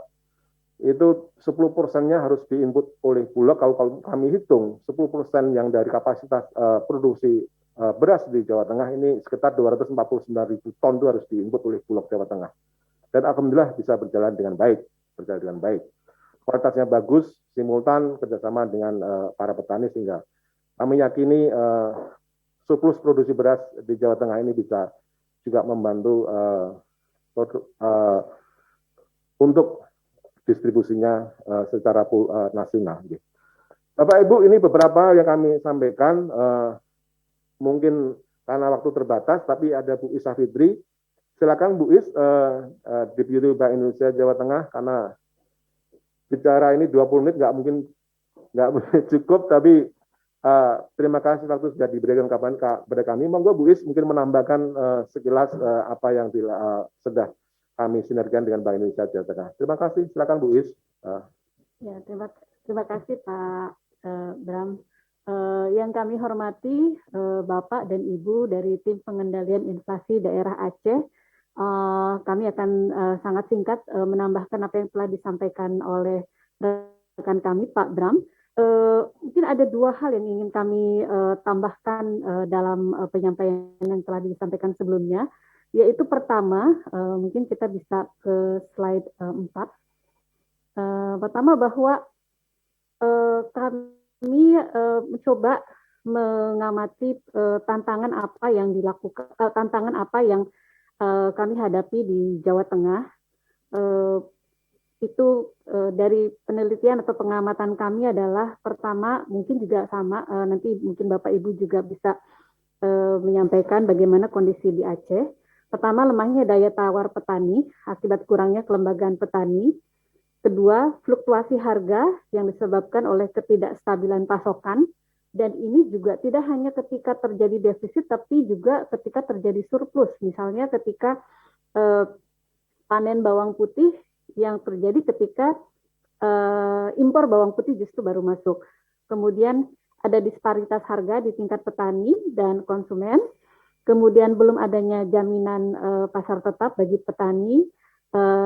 Dan terakhir adalah belum efektifnya instrumen kebijakan yang ada karena datanya yang masih perlu terus untuk selalu kita sempurnakan. Sebagaimana yang tadi disampaikan oleh Pak Bram bahwa kita punya Sihati, dan Sihati ini alhamdulillah telah membantu kami dalam mengantisipasi lonjakan harga sehingga kita dapat bergerak lebih cepat dari yang apabila kita tidak mempunyai data tersebut. Namun tentunya kita perlu terus meningkatkan keakuratan data itu sehingga dapat mengantisipasi lebih cepat atau sebelum terjadi lonjakan harga. Berangkat dari kondisi atau tantangan tersebut, maka kami telah menyusun skema besar sistem logistik daerah yang mencoba mengidentifikasi seperti apa ekosistem dan juga kondisi di layer pertama, yaitu layer di sentra produksinya di petani. Hal-hal apa yang menjadi permasalahan dan juga lembaga-lembaga yang perlu diperkuat kelembagaan dan juga koordinasinya. Di layer berikutnya adalah peran dari BUMD sebagai agregator, atau yang dalam hal ini kita juga punya contoh peran BUMP sebagai agregator yang menjembatani antara petani dengan konsumen. Di layer ketiga, kami melihat pentingnya di sini penjualan dan juga perdagangan antar daerah. Yang ini juga tadi disampaikan Pak Bram, apabila kita dapat mengidentifikasikan kerjasama antar daerah dari Jawa Tengah dan Aceh, itu mungkin akan sangat baik sehingga kita dapat memuskan, meminimalisir gejolak surplus dan lonjakan surplus atau defisit antar waktu. Berangkat dari gambaran skema besar logistik daerah tersebut, yang dilakukan oleh Bank Jawa Tengah adalah memperkuat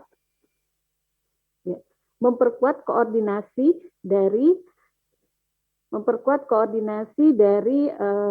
berbagai pihak untuk memastikan kelompok tani ini ada pendampingan, kemudian harganya juga terjaga, kemudian juga bagaimana pengepakan dan transportasi dari produksi pertanian tersebut, dan juga pemanfaatan dari sistem resi gudang. Nah, ini juga yang sesuatu yang kami tampilkan sebagai program unggulan dalam TPID tahun lalu. Dan contoh yang lebih yang ditampilkan sebagaimana tadi yang sudah disampaikan oleh Pak Abram adalah pemanfaatan gudang SRG di Wonogiri oleh BUMP di Wonogiri. Nah, ini cukup membantu untuk men-smooth kondisi dari petani sampai ke penjualan atau sampai ke sisi hilir dari rantai pasok pertanian tersebut. Kemudian hal kedua yang ingin kami sampaikan adalah perlunya atau pentingnya memiliki roadmap. Nah, di slide 7 kami telah roadmap atau respon kebijakan yang akan atau perlu dilakukan oleh TPID Jawa Tengah. Ini tentunya berangkat dari tantangan yang sudah kita identifikasi bersama sebagaimana yang telah disampaikan sebelumnya. Dengan adanya roadmap ini, maka terjadi kesinambungan kebijakan yang dilakukan atau respon kebijakan yang dilakukan dari tahun ke tahun. Mungkin itu, satu lagi di slide 9.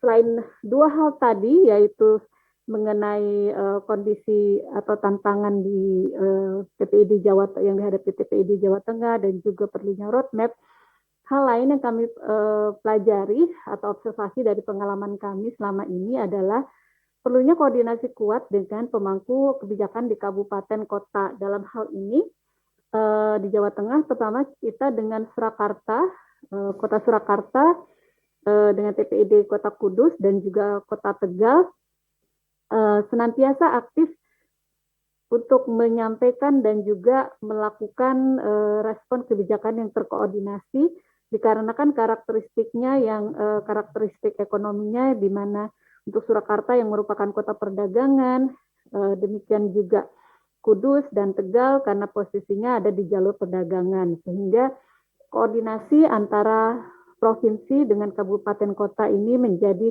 sangat penting. Dalam hal ini rakor wilayah juga secara rutin kita lakukan, dan tentunya koordinasi kuat dengan pemangku kepentingan lainnya seperti dalam hal ini dengan BUMP dan BUMD ini terus kita tingkatkan untuk mensinergikan program kerja yang ada di TPID Jawa Tengah. Mungkin itu yang dapat kami tambahkan, Pak Bram. Terima kasih Bu Is Rafitri dari Bank Indonesia Jawa Tengah. Bank Indonesia Jawa Tengah adalah partner strategis kami, Pak Iskandar, memotret kondisi makro di Jawa Tengah, apa yang diinput oleh Bank Indonesia, salah satunya adalah kami sampaikan pada Asosiasi Pengusaha Indonesia Jawa Tengah, KADI, dan para partner sekalian, sehingga langkah-langkah strategis yang kami lakukan bersama OPD, unsur vertikal, dengan kementerian pun juga menginput masukan-masukan dari Bank Indonesia Jawa Tengah, dari akademik dan yang lainnya. Unsurnya adalah intinya mari kita tingkatkan konsumsi rumah tangga supaya pertumbuhan ekonomi di daerah kita masing-masing bisa kembali normal kembali. Terima kasih, kami kembalikan kepada Pak Iskandar Mugato. Terima kasih, salam hormat dari Jawa Tengah untuk Bapak Ibu yang dikasih. Terima kasih. Wassalamualaikum warahmatullahi wabarakatuh. Terima kasih Pak Edi Sulistyo. Terima kasih kepada Ibu Iis, Wakil Kepala Perwakilan BI Jawa Tengah. Jadi sebelum nanti rekan kita dari PT RNI juga akan memaparkan, ada hal penting yang memang disampaikan oleh Pak Eko dan mungkin menjadi replikasi model penting bagi Pak Amir selaku Sekretariat TPID dan kawan-kawan di kabupaten untuk mendetailkan, melihat apa yang memang mereka lakukan. Jadi saya melihat yang pertama mereka ini mempunyai 5 slogan, Pak. Jadi Pandawa 5 gitu. Mungkin Pak Amir bisa menciptakan ke depan, meng-create inovatif menjadi Pandawa 7 atau cukup saja Pandawa 3 gitu. Mungkin jadi kalau kita lihat tadi dari tugas yang diarahkan disampaikan oleh Pak Gubernur tadi kan ada 4K gitu. Tapi dia menambahkan 1K yang juga menurut saya sangat penting bagi kawan-kawan SKPA yang terkait baik dalam bidang sektor ekonomi maupun bidang sektor infrastruktur dan kemudian juga pendidikan kesehatan adalah mengenai protokol manajemen lonjakan harga. Nah, tadi menarik yang disampaikan oleh Pak Akris, pimpinan BI Aceh mengenai terjadinya lonjakan harga gula. Jadi menurut saya ini hal ini mungkin perlu kita replikasikan model ini. Mudah-mudahan mungkin apa yang dilakukan oleh Jawa Tengah dengan jumlah penduduk 34,5 juta ini, kita hanya 5,24 juta ini, jadi sekitar 4 ataupun 6 kali lipat dari mereka ini, mereka bisa mengelola dengan baik mengenai stabilitas daripada inflasi ini gitu. Bapak Ibu sekalian, tentu kita akan catat apa yang telah mereka lakukan dan kita meyakini nanti di bawah Pak Mawardi, Pak Akris, kita juga akan menjadi juara pada tahun-tahun yang akan datang. Saya meyakini hal tersebut gitu. Baik Bapak Ibu sekalian, yang selanjutnya pemaparan yang juga menurut saya sangat menarik mengenai masalah ketahanan pangan yang dibentuk oleh pemerintah, karena pemerintah tadi kan selalu disebutkan bahwa bicara pertumbuhan ekonomi, bicara penciptaan lapangan kerja, bicara mengenai kemiskinan, inflasi. Ada hal yang menarik saya lihat, pada saat inflasi yang bisa kita jaga lebih stabil, itu akan terjadi penurunan angka kemiskinan. Saya melihat data-data kita di Aceh 2017, 2016, sampai itu terjadi data seperti itu. Jadi inflasi menurut saya menjadi pelajaran penting dalam ekonomi makronya kita gitu. Bapak Ibu sekalian, yang selanjutnya adalah akan disampaikan pemaparan materi peta dan strategi ketahanan pangan nasional. Ini juga akan disampaikan oleh Pak Fran Tambunan. Beliau sehari-hari adalah Direktur Komersil PT RNI dan beliau mempunyai background sarjana pertanian dari IPB, Institut Pertanian Bogor. Dan Pak Fran ini juga mempunyai pengalaman bekerja di BUMD DKI, kemudian juga bekerja di perusahaan-perusahaan swasta, di Makro, kemudian di Hero, PT Hero, kemudian beliau diangkat menjadi Direktur Komersil. PT RNI ini menurut saya menjadi suatu BUMN holding company yang sangat strategis ke depan. Karena bahagian PT inilah yang akan mendukung menjaga kestabilan daripada harga inflasinya kita gitu. Untuk menghemat waktu, saya persilakan Pak Frans Tambunan untuk tampil dan waktu pada Bapak Frans Tambunan selama 20 menit. Nanti tentu kita akan summary-kan dari apa yang Bapak sampaikan. Saya persilakan Pak Fran. Baik, terima kasih Pak Moderator, Pak Iskandar. Assalamualaikum warahmatullahi wabarakatuh. Salam sejahtera bagi kita semua yang hadir pada hari ini. Pertama-tama kami hendak menyapa hormat kami kepada Bapak Kepala TPID Aceh, Pak Gubernur, Bapak Insinyur Haji Nova Iriansah atau yang mewakili. Kemudian Pak Kepala Bank Indonesia Aceh, sahabat kami Pak Akris Sarwani. Bapak Ibu semua, tim TPID baik tingkat 1 maupun tingkat 2 Aceh, dan Bapak Ibu peserta semua yang hadir dalam acara High Level Meeting Triwulan 1 tahun 2021. Saat ini di waktu yang singkat, kurang lebih 15-20 menit, izinkan kami dari RNI untuk menceritakan, sharing, di mana peran BUMN saat ini untuk menjaga ketahanan pangan, dan lebih tinggi lagi adalah bagaimana menciptakan kedaulatan pangan bagi Indonesia. Kemudian kami akan sharing apa yang akan kami lakukan ke depan untuk mewujudkan itu. Izin supaya presentasinya bisa di-share.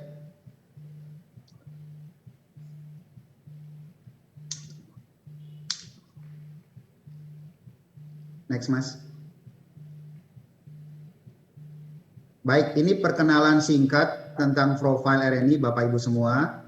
Kami saat ini memiliki 5 pabrik gula, 1 pabrik alkohol, ada 3 pabrik kelapa sawit yang terdapat di Sumatera Selatan, ada 2 pabrik teh yang ada di Sumatera Barat, ada 1 pabrik alat suntik dan kondom di Bandung, kemudian ada 2 pabrik karung plastik di Jawa Timur, kemudian ada 2 perusahaan distribusi dengan 48 cabang seluruh Indonesia. Jadi Bapak Ibu bisa melihat dari mapping ini posisi-posisi perusahaan kami yang terdapat diwakili oleh 11 anak perusahaan yang memang kebanyakan terdapat di Sumatera dan Jawa. Next. Nah, Bapak Ibu, ini adalah mapping dari kantor-kantor cabang yang dimiliki oleh salah satu anak perusahaan kami yang bergerak di bidang distribusi yang bernama Raja Wali Nusindo. Raja Wali Nusindo ini ada dari Aceh sampai ke Papua. Nah, dari mapping ini yang menjadi highlightnya adalah kami berada di hampir seluruh daerah Indonesia, dari Sumatera, Kalimantan, Sulawesi, Jawa, dan Papua.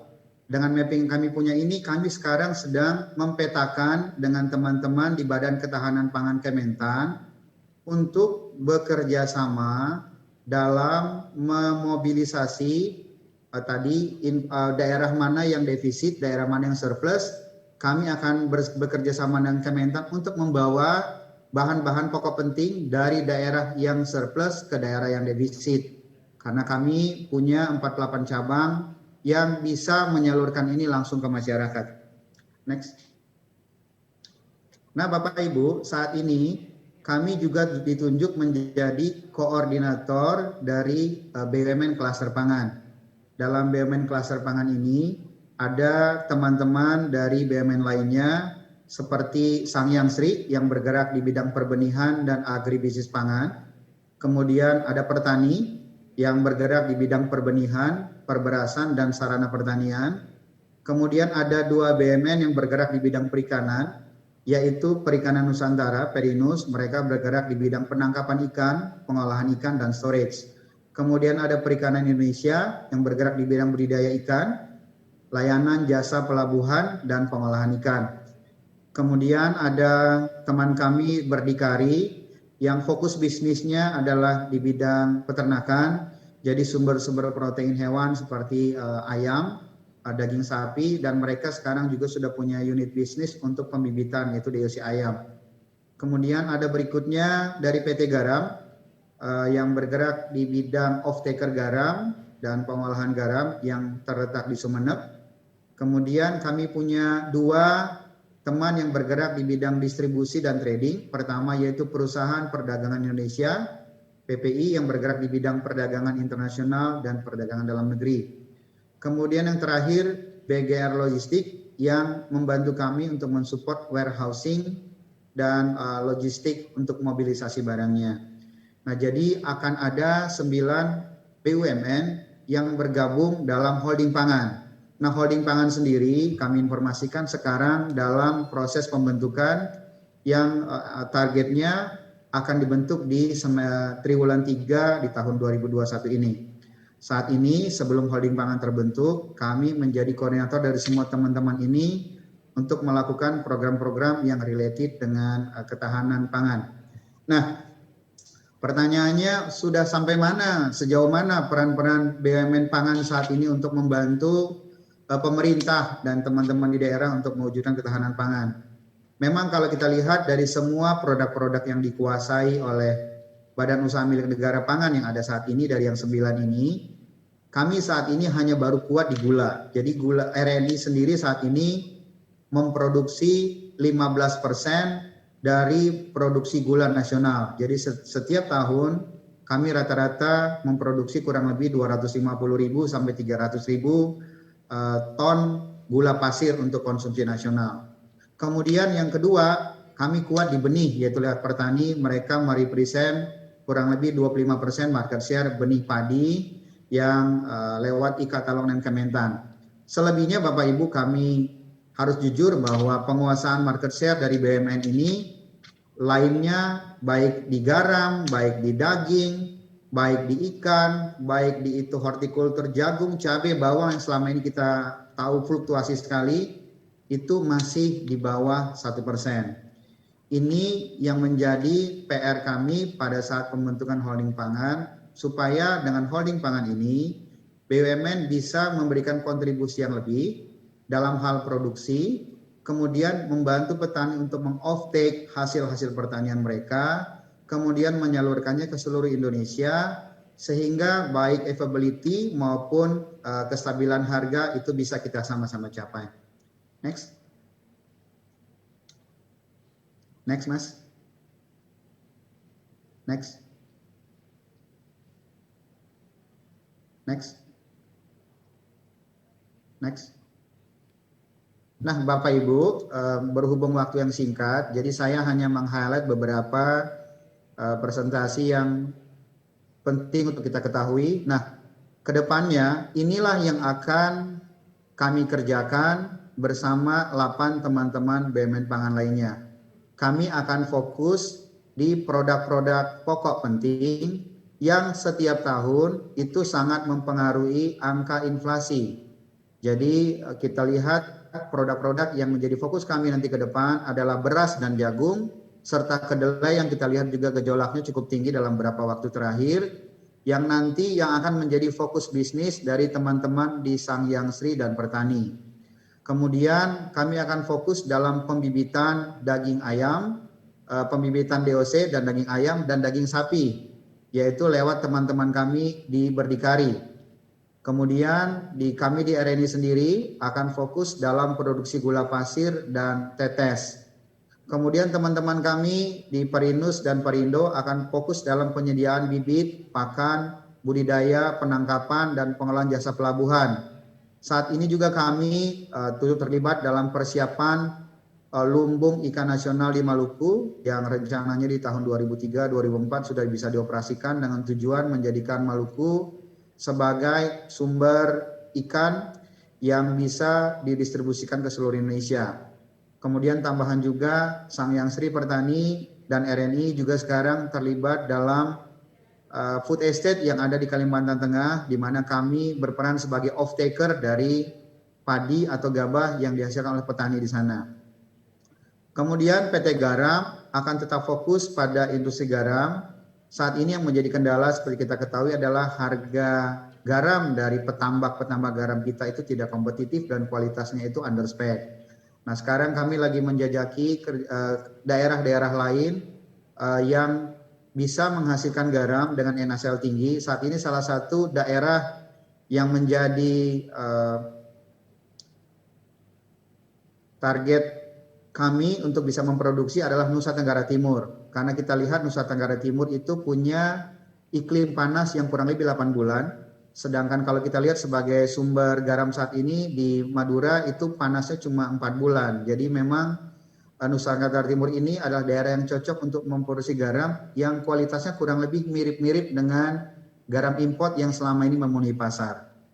Kemudian lewat BGR dan PPI kami akan membantu proses distribusi perdagangan baik ekspor, impor, distribusi barang dari seluruh produksi-produksi BUMN pangan untuk didistribusikan ke seluruh Indonesia. Nah, inilah yang menjadi tugas dan tanggung jawab kami di BUMN pangan dalam waktu-waktu ke depan, yaitu membantu pemerintah serta bermitra dengan Bapak Ibu semua di daerah, baik itu BMD maupun tim-tim TPID, supaya tujuannya BUMN ini bisa menjadi BUMN produksi pangan, kedua sebagai untuk membantu offtake hasil pertanian dari nelayan, peternak, petambak, ketiga untuk mendistribusikannya ke seluruh Indonesia.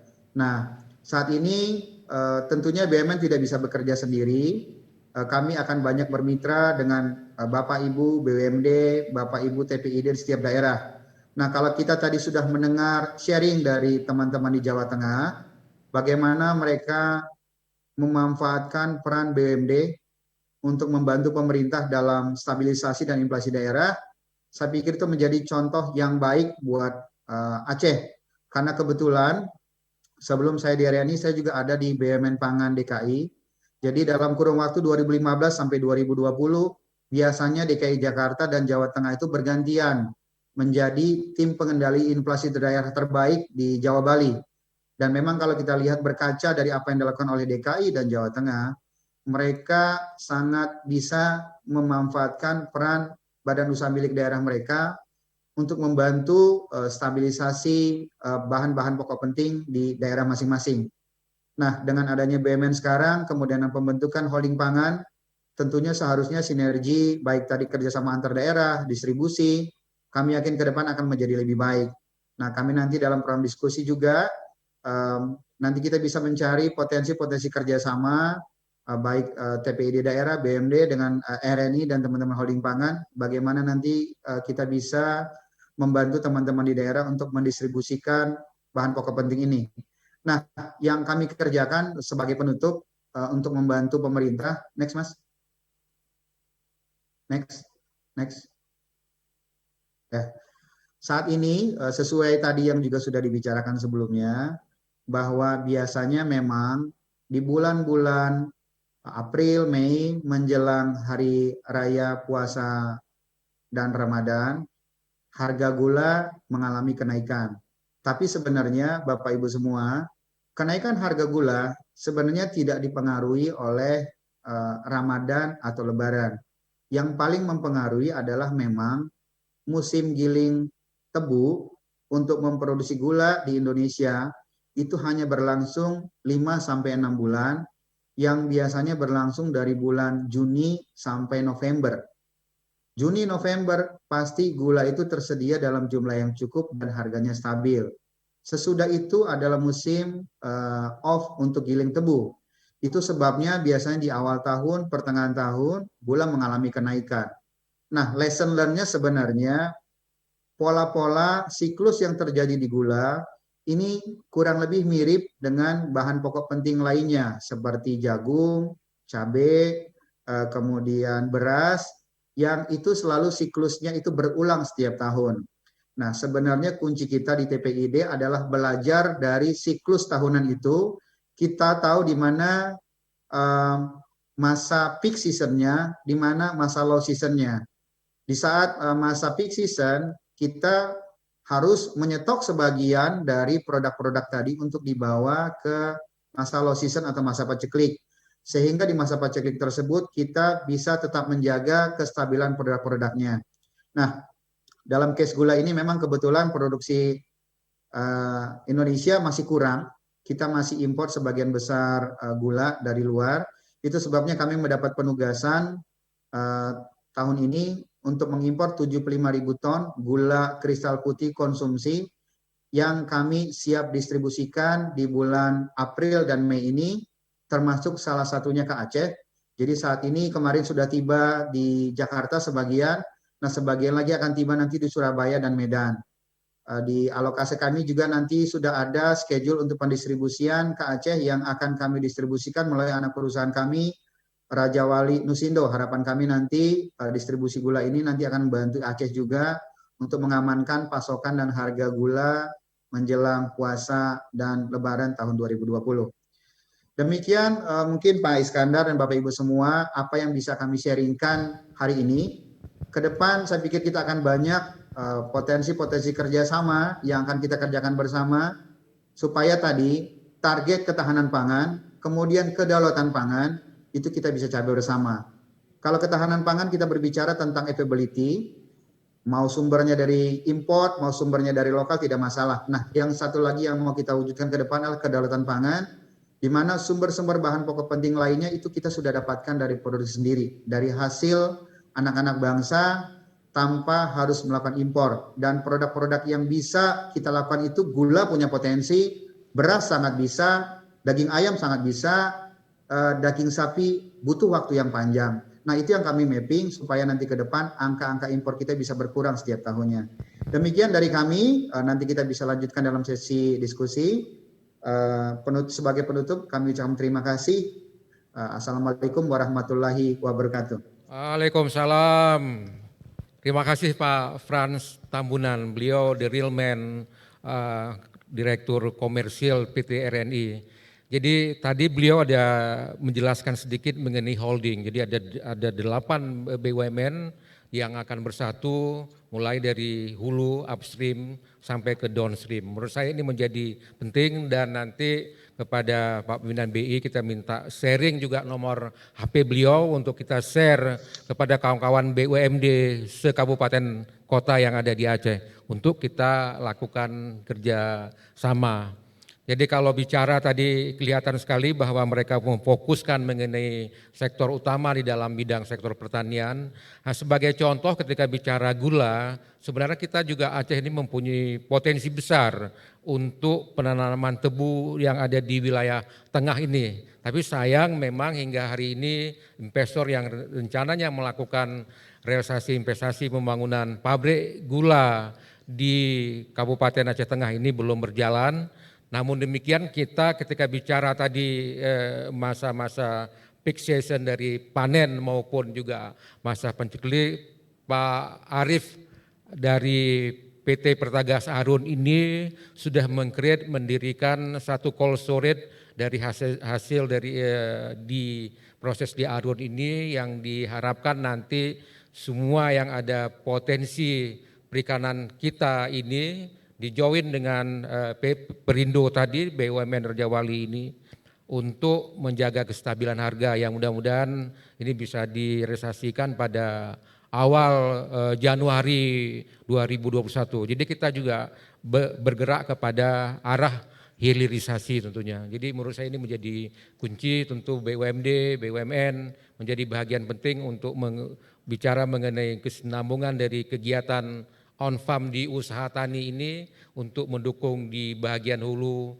maupun bagian hilir menjadi satu sistem dengan adanya juga sebagai contoh tadi BPR logistik dari grupnya Rajawali ini. Jadi menarik sekali model-model ini. Jadi sekali lagi yang saya lihat di TPID ini adalah kolaborasi, koordinasi, sinkronisasi, harmonisasi yang sangat kuat gitu. Jadi menurut saya ini menjadi kunci penting. Bapak Ibu sekalian, nah tadi juga telah disampaikan oleh Bapak Gubernur perlu perhatian khusus mengenai masalah iklim dan cuaca. Tentu bagi kita di zaman modern ini yang kita selalu lihat baik di TV internasional maupun nasional kita akan mengikuti setiap saat perkembangan cuaca dan iklim yang terjadi. Nah, untuk ini menurut saya sudah sepatutnya memang kita mencermati betul mengenai peta iklim yang ada di Aceh ini yang nanti akan disampaikan oleh Bapak Eko Cahyo. Beliau sehari-hari adalah staf daripada Stasiun Klimatologi Aceh Besar. Yang kita nanti bisa merumuskan, melihat prediksi-prediksi ke depan. Itu bagi kawan-kawan SKPA dan SKPD dari sektor pertanian menjadi hal yang penting itu Pak. Untuk menghemat waktu saya persilakan kepada Pak Eko dengan waktu sepanjang 20 menit untuk menyampaikan presentasikan. Kami persilakan Pak Eko.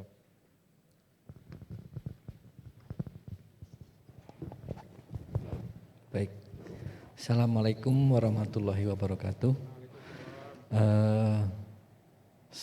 Alhamdulillah, salam sejahtera bagi kita semua. Yang kami hormati Ketua Tim TPID Provinsi Aceh, Bapak Gubernur Provinsi Aceh yang diwakili oleh Bapak Asisten 2 Sekda, yang kami hormati Bapak Kepala Bank Indonesia Aceh, yang kami hormati Sekretaris Tim TPID Aceh, Bapak Ibu pejabat di lingkungan Provinsi Aceh yang mohon maaf tidak bisa saya sebutkan satu-satu, Bapak Ibu pejabat yang hadir secara online saat ini, Bapak Ibu pejabat dan staf di lingkungan Bank Indonesia Provinsi Aceh. Baik, mohon izin sebelumnya ada salam dari Bapak Kepala, beliau tidak bisa hadir karena beliau sedang sakit. Jadi beliau menugaskan kami untuk memberikan informasi sesuai undangan itu perakiraan iklim tahun 2021. bagaimanakah kondisi iklim di Aceh 2021 nanti ke depannya. Baik, lanjut. Baik, sebelumnya Bapak Ibu, outline-nya adalah pengantar produk informasi iklim apa aja, mungkin ada Bapak Ibu yang belum tahu. 3, dinamika atmosfer klimatologis 2021 yang mempengaruhi curah hujan di Provinsi Aceh. Yang keempat, perakiraan musim tahun 2021 dan kelima kesimpulan. Lanjut. Sebelumnya pengantarnya, di manakah kita bisa memperoleh informasi iklim di Provinsi Aceh? Jadi mengingat sekarang teknologi sudah tinggi, kami dari BMKG Stasiun Klimatologi Indrapuri itu mau meningkatkan perluasan pemberian informasi iklim. Yang pertama adalah Bapak Ibu bisa mengambilnya dari web iklimaceh.com, dari Facebook atau dari Instagram @staklimacehbesar. Silahkan like and follow. Keempat, dari YouTube Stasiun Klimatologi Aceh Besar atau WhatsApp. Bapak Ibu nanti bisa infokan ke kami nomor HP Bapak Ibu yang ada WA-nya, nanti bisa join di grup Info Klimatologi Aceh. Grup ini ada update untuk peringatan dini cuaca, peringatan dini iklim, perakiraan iklim, banyak hal. Produk-produk informasi kami itu, kami sebagai stasiun klimatologi, stasiun yang memberikan informasi yang jangka panjang. Paling pendek informasi kami itu adalah per 10 hari, itu paling pendek. Yang panjangnya bisa bulanan, 3 bulanan, 6 bulan, atau bahkan 1 tahun, atau malah bahkan proyeksi perubahan iklim. Jadi ada banyak sekali produk itu, perakiraan 10 hari, informasi hari tanpa hujan, nanti yang untuk peringatan dini kekeringan, evaluasi musim, perakiraan hujan bulanan, perakiraan musim, dan yang ke-9 ini adalah yang aksidental. Maksudnya yang klimatologi early warning system ini adalah informasi peringatan dini iklim yang suatu saat terjadi cuaca iklim ekstrim di daerah tertentu. Lanjut. Baik, yang kedua dinamika atmosfer, lanjut. Jadi Bapak Ibu, cuaca di Aceh, curah hujan di Aceh itu dipengaruhi oleh banyak hal. Ada La Nina, El Nino, Enso, dipole mood, suhu muka laut, monsun, anginnya. Kita monsunnya sekarang monsun Australia, kebetulan anginnya dari selatan dari Australia. Jadi di awal tahun 2021 ini hingga Mei, atau itu diperakirkan di grafik itu Agustus, September, Oktober 21 ya, sampai Oktober nanti, dari beberapa organisasi yang melaksanakan pengamatan iklim, dari BOM, dari BMKG, dari NASA, dari Australia, itu memperkirakan laninanya lanina normal. Hal ini BMKG memprediksikan bahwa nanti sampai pertengahan tahun atau akhir tahun itu curah hujannya masih dalam kondisi kategori normal. Lanjut. Ini adalah indeks yang mempengaruhi curah hujan di Provinsi Aceh lagi. Yang selanjutnya adalah dipole mood. Dipole mood ini adalah indeks yang menjelaskan perbedaan suhu muka laut antara kita sebelah barat Aceh dengan sebelah selatan Afrika di sana. Jadi kalau nilainya negatif itu akan menjadi peningkatan konveksi di Indonesia. Kalau nilai dipole mood-nya ini positif, ini akan mengurangi konveksi atau curah hujan di Indonesia. Jadi hingga September 2021 BMKG, BOM, NASA, dan yang punyanya Jepang juga itu memperkirakan nilai dipole mood index ini berkisar antara normal. Kecuali satu ini ya, yang NASA itu dipole moodnya negatif. Jadi kondisi seperti ini juga memberikan perakiraan curah hujan di Provinsi Aceh dalam kondisi normal hingga bawah normal nantinya. Kita jelaskan nanti per zona musim. Lanjut. Ini analisis hujan bulanan, curah hujan 1 bulan yang lalu di bulan Februari di Provinsi Aceh. Kita tahu ada berita beberapa bulan Februari kemarin itu ada kekeringan, ada kebakaran hutan. Memang kita bisa ketahui bahwa curah hujan di Provinsi Aceh bulan Februari kemarin itu rendah. Antara 0 sampai 20 itu di bagian utara Aceh Timur, bagian utara Aceh Selatan, Kota Lok Sumawe.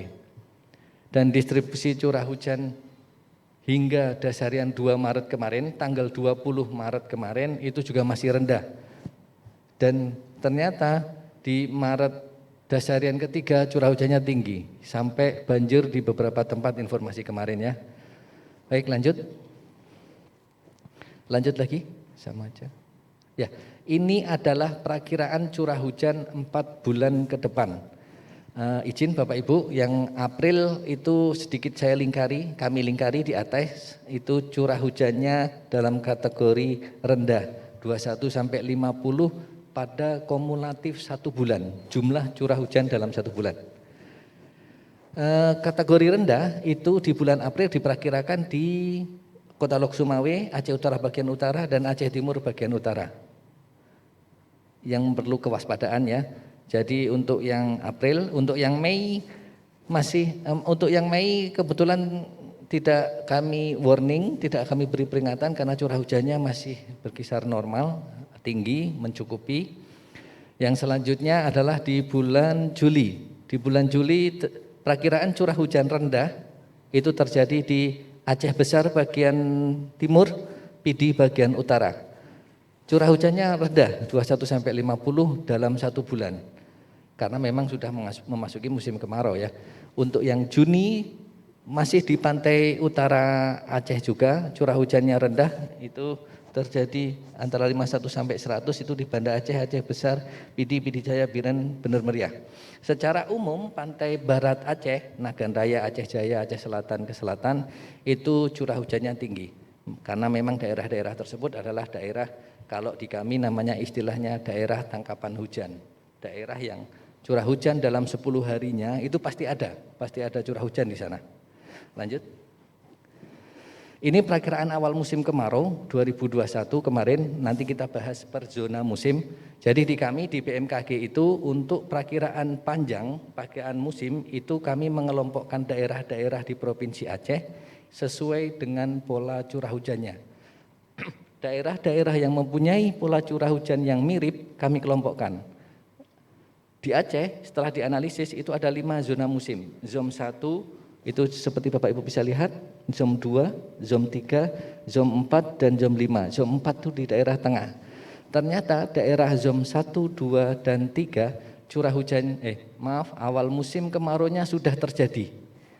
Kapan awal musim kemaraunya? Kemarin di Januari 3, zona 3 itu di Februari 1 dan zona 4 perakiraan awal musim kemaraunya itu nanti di Juni 1.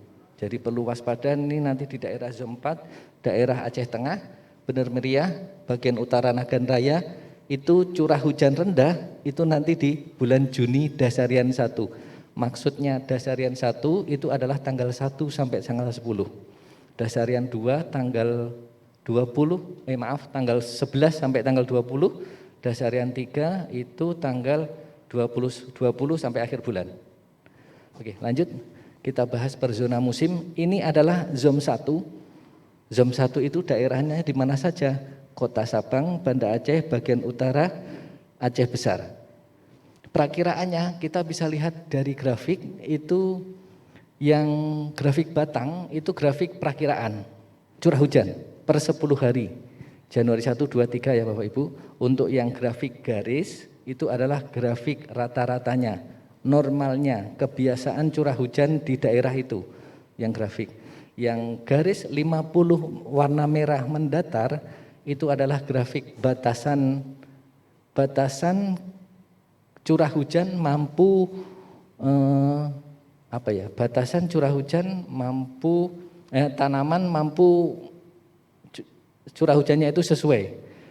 Kenapa diambil 50? Ini diambil dari penguapan. Ternyata rata-rata penguapan di Indonesia itu adalah 5 mili. Kalau dalam 10 hari rata-rata penguapan di Indonesia 50 mili. Jadi untuk mengimbangi penguapan tersebut harus tersedia curah hujan sebanyak 50 mili juga.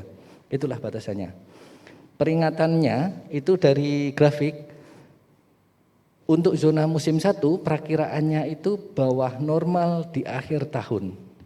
Waspada, dan perakiraannya tinggi di awal tahun, Maret ya, di atas rata-rata, memang betul.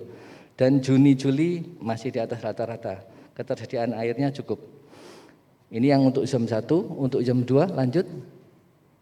Untuk jam 2 itu perakiraan curah hujan rendah di awal ya, dan perakiraan curah hujan tinggi nanti di bulan Juni, Juli, dan Agustus. Perakiraannya di atas rata-ratanya daerah yang saya lingkari. Zon 2 ini di daerah mana saja? Bagian timur Aceh Besar, bagian utara Pidi, Pidi Jaya, Biren, Aceh Utara, bagian utara, dan Kota Lok Sumawi. Lanjut. Yang zon 3 ini yang sesuai peta warna coklat, itu peringatan dininya nanti curah hujan rendah di April, namun curah hujan diperkirakan tinggi di pertengahan tahun juga, Juni, Juli itu juga tinggi. Di akhir tahun sedikit, nanti di Oktober, November curah hujannya rendah. Zon 3 ini di daerah mana saja? Bagian timur Aceh Utara, Aceh Timur, bagian timur, Aceh Tamiang bagian timur, dan Kota Langsa. Zon 3 lanjut, zon 4 ini. Zon 4 peringatan dini awalnya nanti di September, Oktober, dan November. Zon 4 ini curah hujan tinggi diperkirakan terjadi di September, Oktober, November, di atas rata-ratanya. Daerah mana saja? Zon 4 ini adalah daerah Bener Meriah, Aceh Tengah, bagian timur, Nagan Raya, dan bagian utara Gayo Luwes. Bapak bisa lihat ya, tapi untuk perakiraan yang di Juni, Juli di bawah rata-ratanya, curah hujannya rendah. Lanjut. Oh, inilah yang zon 5 yang agak ekstrim Bapak Ibu. Jadi dari hasil analisis memang kalau di grafiknya itu rata-ratanya tinggi, tapi di tahun 2021 ini kami perakirakan rendah di bawah rata-ratanya. Meskipun demikian nanti beberapa bulan itu masih mencukupi airnya, seperti di bulan April, Mei curah hujannya masih diperkirakan masih cukup, Juli, Agustus, September, Oktober masih cukup juga. Tapi yang jelas untuk daerah zon 5 yaitu di bagian timur Bener Meriah, Aceh bagian selatan Aceh Utara, bagian tengah Aceh Timur, bagian barat Aceh Tamiang ini diperkirakannya seperti ini. Lanjut.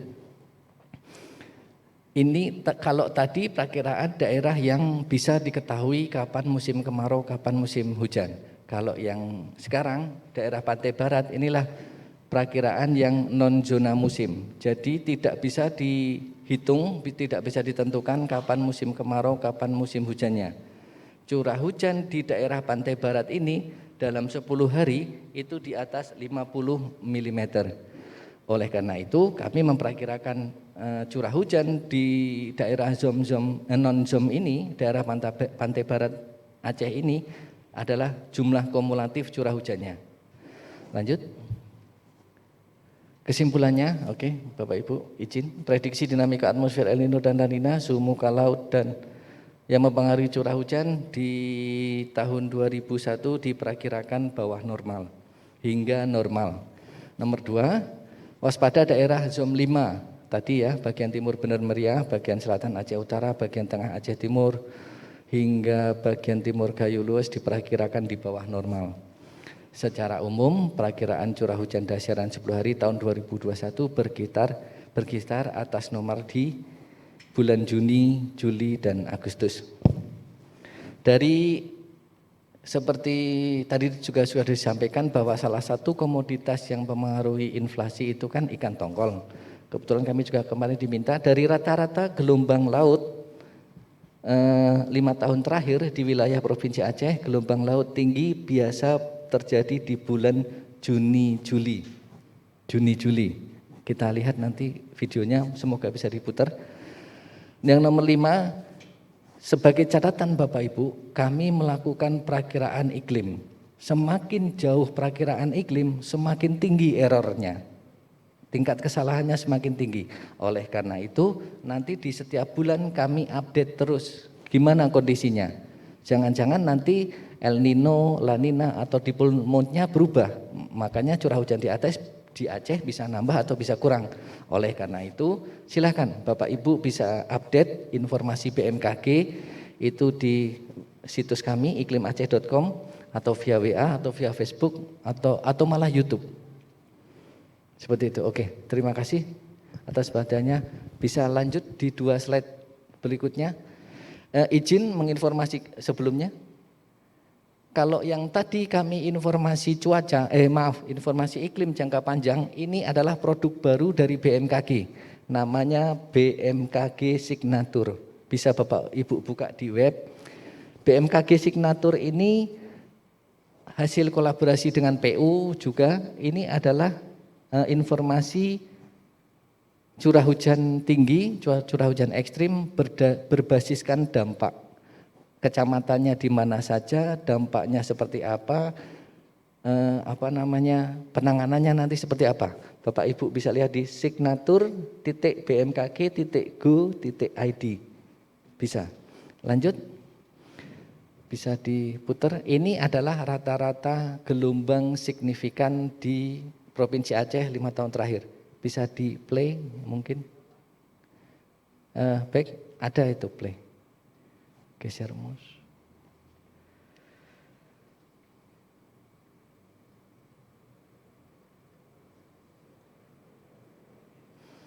Enggak bisa? Oke, baik, enggak apa-apa. Ini kalau bisa di play bisa.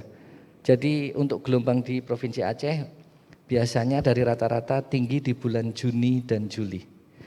Terima kasih banyak Bapak Ibu, informasinya kurang lebihnya mohon maaf. Kami kembalikan ke moderator. Silakan Pak. Terima kasih Pak Eko Cahyo.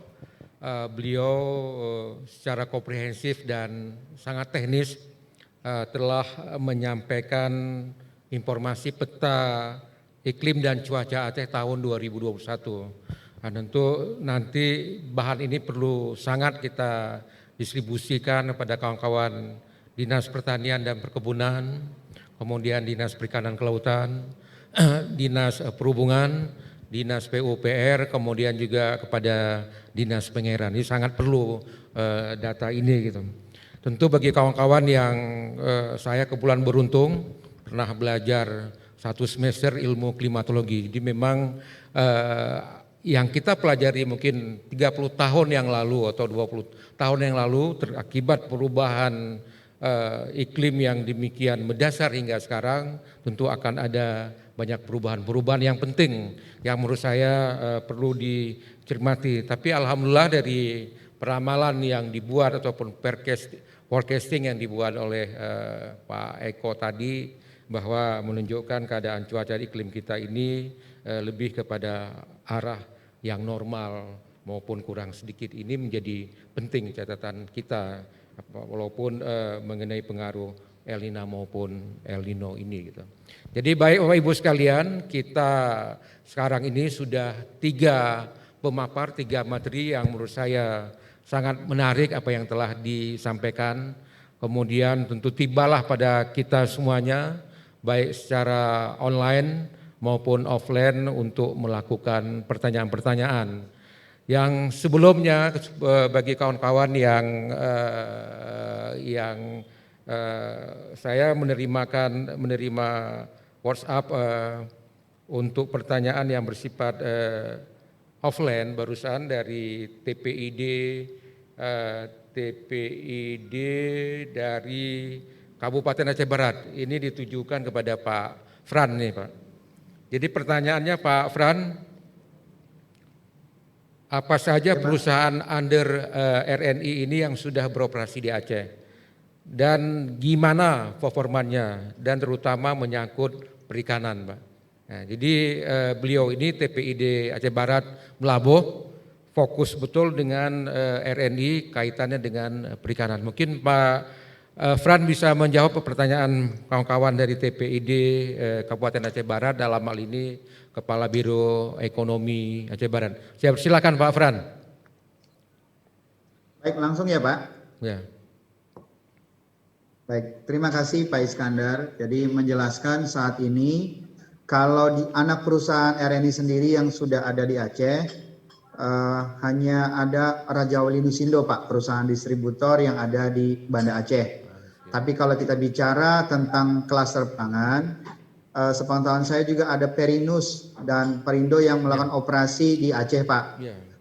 Cuma memang saya harus cek beberapa, kalau kita flashback ke belakang, mereka sedikit punya masalah di sana ya Pak. Nanti coba saya cek, tapi nggak apa-apa, nanti kita tata ulang. Nanti kita akan kerjasama dengan teman-teman di Aceh Barat untuk bagaimana untuk membawa hasil-hasil perikanan di Aceh Barat ke, kami sekarang ini punya target untuk ekspor Pak, atau paling tidak ke Jawa sebagai daerah konsumen untuk ikan Pak. Nanti boleh di teman-teman di Aceh ada handphone saya, nanti boleh di-share.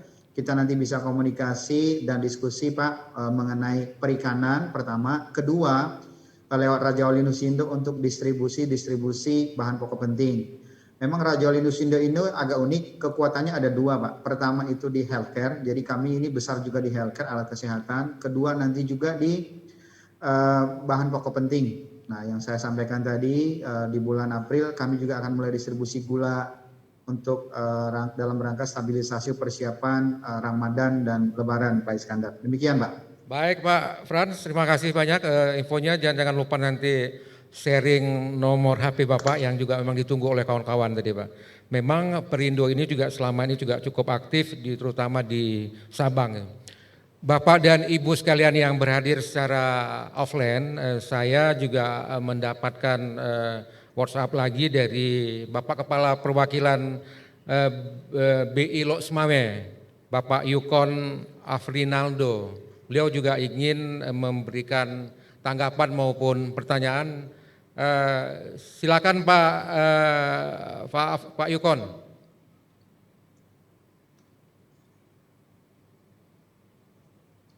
Halo, Pak Yukon dari BI Lok Semawe. Oh ya, sudah muncul Pak. Silakan Pak Yukon. Saya unmute ya. Tadi masih ini. Terima kasih Pak Moderator. Oh siap. Aduh, bersemangat sekali Pak Moderatornya, baik. Yang saya hormati dan saya muliakan Pak Gubernur Aceh itu Pak Nova.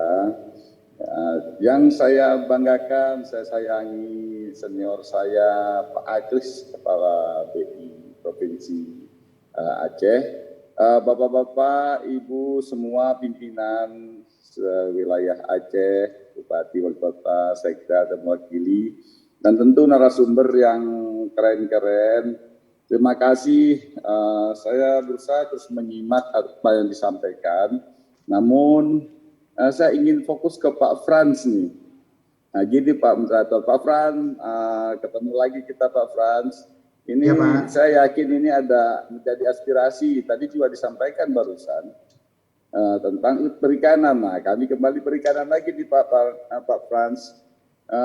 Di tempat wilayah kerja kami, walaupun disampaikan tadi oleh Bapak dari BMKG ya, maaf lupa namanya. Itu memang ikannya banyak nih Pak Frans. Nah ini RNI punya policy apa dalam perikanan ini? Apakah nanti ada keinginan untuk mengelolanya dengan lebih kuat, dengan lebih interlinknya bagus gitu ya Pak Frans?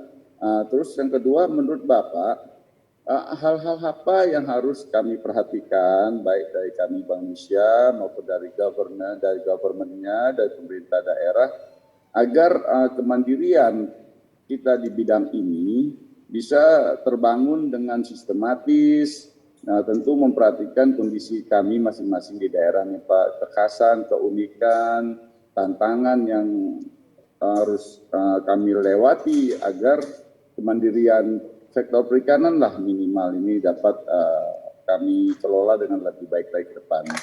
Begitu Pak Frans pertanyaan kami. Terima kasih Pak Moderator dan Bapak Ibu pimpinan sekalian. Assalamualaikum warahmatullahi wabarakatuh. Waalaikumsalam. Terima kasih Pak Yukon, pimpinan BI Lok Semawe. Saya pikir ini sekali lagi kepada Pak Frans Tambunan. Jadi memang Pak Frans kalau bicara mengenai perikanan kelautan, produksinya kita ini sebenarnya sangat menjanjikan. Makanya seperti saya sampaikan tadi, kawan-kawan Perindo di bawah RI ini melakukan kerjasama dengan PT Pertagas Arun untuk mendirikan usaha hilirisasi mengenai cold storage yang ada di Hulu Semawe. Nah, kita ketahui bahwa kita mempunyai juga kawasan industri Lampulo, mempunyai kawasan industri TPI ID, Hulu Semawe, Pedada dan lain.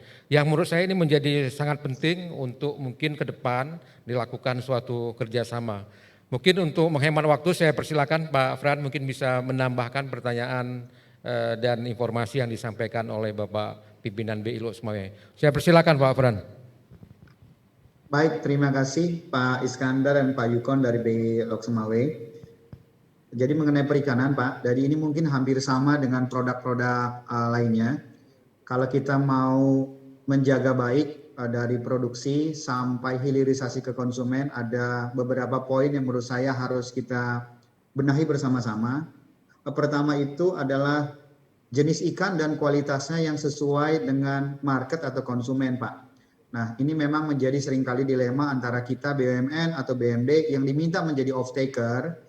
Kita membeli sesuai dengan speknya konsumen, tapi seringkali di pihak petani atau peternak atau nelayan ini spesifikasinya kurang sesuai atau kita bilang under spec Pak. Jadi memang harus dibenahi pertama kali adalah dari hasil produksinya, secara spesifikasi, sizing itu benar-benar sesuai dengan customer demand Pak.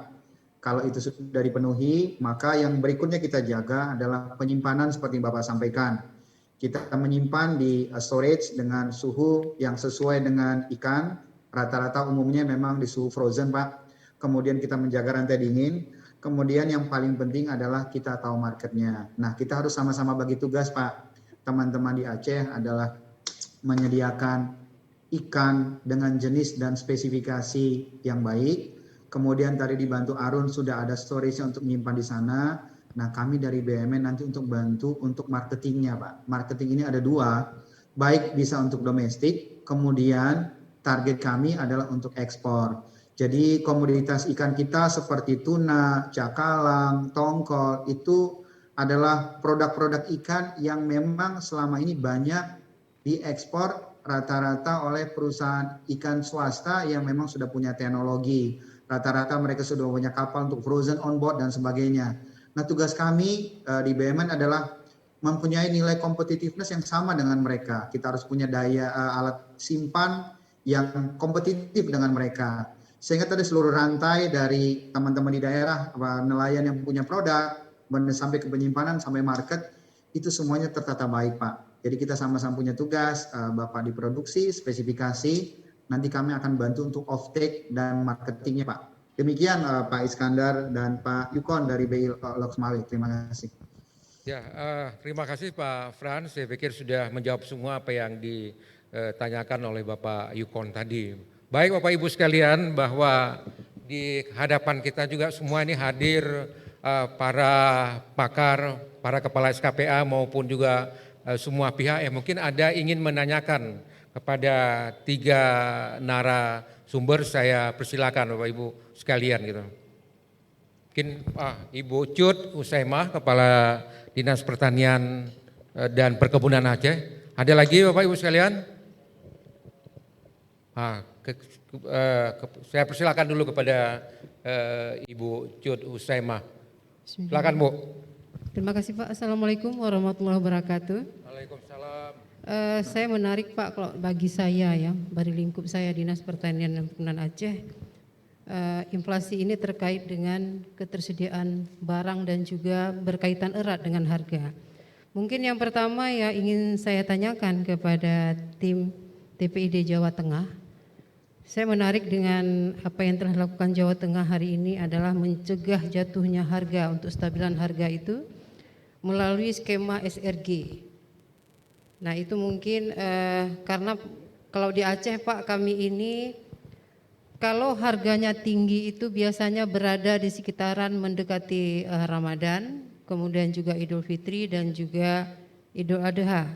Nah tetapi pada saat harganya barangnya tinggi, biasanya yang menikmati juga petani, bukan petani tetapi justru pedagang. Nah kemudian pada saat harga rendah, justru petani diresahkan karena barangnya tidak terambil sehingga cenderung dijual dengan harga yang sangat drop. Nah, ini mungkin skema ini ingin kami adopt apabila memang mungkin bisa kita sesuaikan dengan kondisi daerah kita.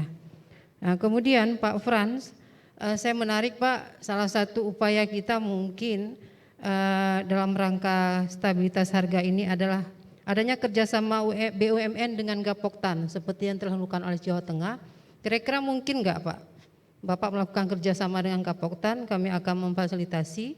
Yang pertama sekali mungkin barang mereka, produk mereka semuanya terpasarkan dengan memutuskan mata rantai. Kemudian yang kedua juga harganya mungkin bisa lebih stabil. Terkait dengan di Dinas Pertanian dan Perkebunan Pak, yang paling berpengaruh itu adalah bawang merah dan cabai merah. Hari ini bawang merah pada saat produksinya tinggi itu harganya rendah, kan pada saat produksinya kurang itu harganya juga sangat-sangat tinggi. Malah beberapa lalu sampai mencapai 60.000 kilogram, 60.000 rupiah per kilogram. Nah, kemudian kami kalau dari dinas sudah berupaya mengalihkan dengan pengolahan bawang merah dan cabai merah itu menjadi bahan olahan dalam bentuk beku.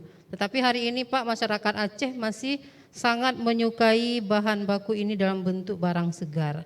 Saya mohon Pak Frans mungkin bersedia karena kita melihat untuk Aceh kayaknya kerjasama ini belum terakomodir. Terima kasih Pak. Assalamualaikum warahmatullahi wabarakatuh. Terima kasih Ibu Cut Husaimah, Kepala Dinas Pertanian dan Perkebunan Aceh. Nah, tentu kita apresiasi pertanyaan beliau ini secara komprehensif. Beliau sudah menanyakan dan juga memberikan informasi. Gitu. Kita tadi Pak Edi juga sudah hadir, sudah terlihatan di layar monitor. Kemudian juga Ibu Safitri Hafid. Jadi ada pertanyaan-pertanyaan mungkin bisa dijawab oleh Pak Edi. Bagaimana caranya mungkin yang bisa dilakukan model Jawa Tengah ini di compare dengan Aceh tentunya. Silakan Pak Edi.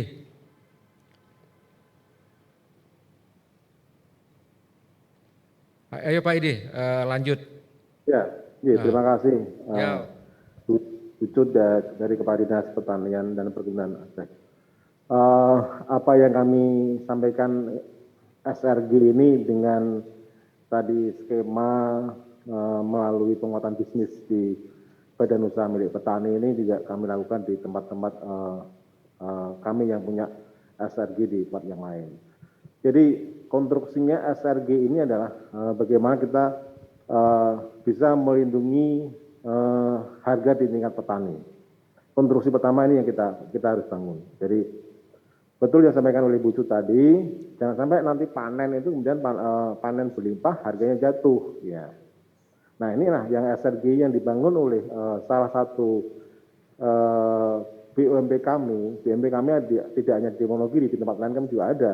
Dan itu adalah sebuah kesatuan dan keinginan bersama oleh para petani membentuk badan usaha ini agar juga bisa memberi manfaat pada mereka. Jadi SRG ini adalah sama dengan yang disampaikan oleh Ucut tadi. Kami di Jawa Tengah, di BUMP Wonogiri adalah semua panen di 43 kelompok tani ini, ya, ini masuk SRG dulu. Ya. Masuk SRG dulu, antara lain masuk SRG dulu. Ya.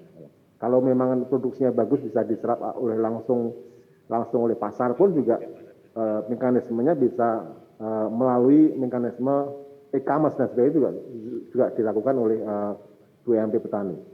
Intinya adalah jangan sampai harga jatuh kita melalui SRG dikelola dengan baik dengan sistem supaya produk itu kualitasnya tidak turun dan di situ saat beras atau GKP ini masuk di SRG ini petani sudah bisa dibayar dulu Pak oleh BUMP sebesar 70%. Kami sampaikan tadi juga ada bank umum kami, Bank Jateng milik Pemprov dan milik kabupaten kota yang ikut serta memberikan kontribusi berupa permodalan kepada BUMP. Sehingga dengan modal yang ada, modal yang cukup, disupport juga oleh BNI juga, maka tingkat likuiditas BUMP ini bagus. Nah, setelah masuk SRG di bawah 70% pun BUMP kami juga memberikan kontribusi 30% juga. Intinya adalah petani punya likuiditas saat nanti dia mau tanam lagi. Intinya dari dan ini difasilitasi oleh SRG. Terima kasih Bu dari kami. Baik Pak Edi, jadi Ibu Ucut memang kita harus memahami betul mengenai fresh selling, kemudian antara permintaan ataupun demand dan supply ini menjadi kunci yang penting. Jadi beliau juga menitikberatkan bahwa keterlibatan perbankan menjadi penting gitu. Memang kita perlu menggerakkan kembali KUR kita ini, menurut saya jadi penting betul gitu.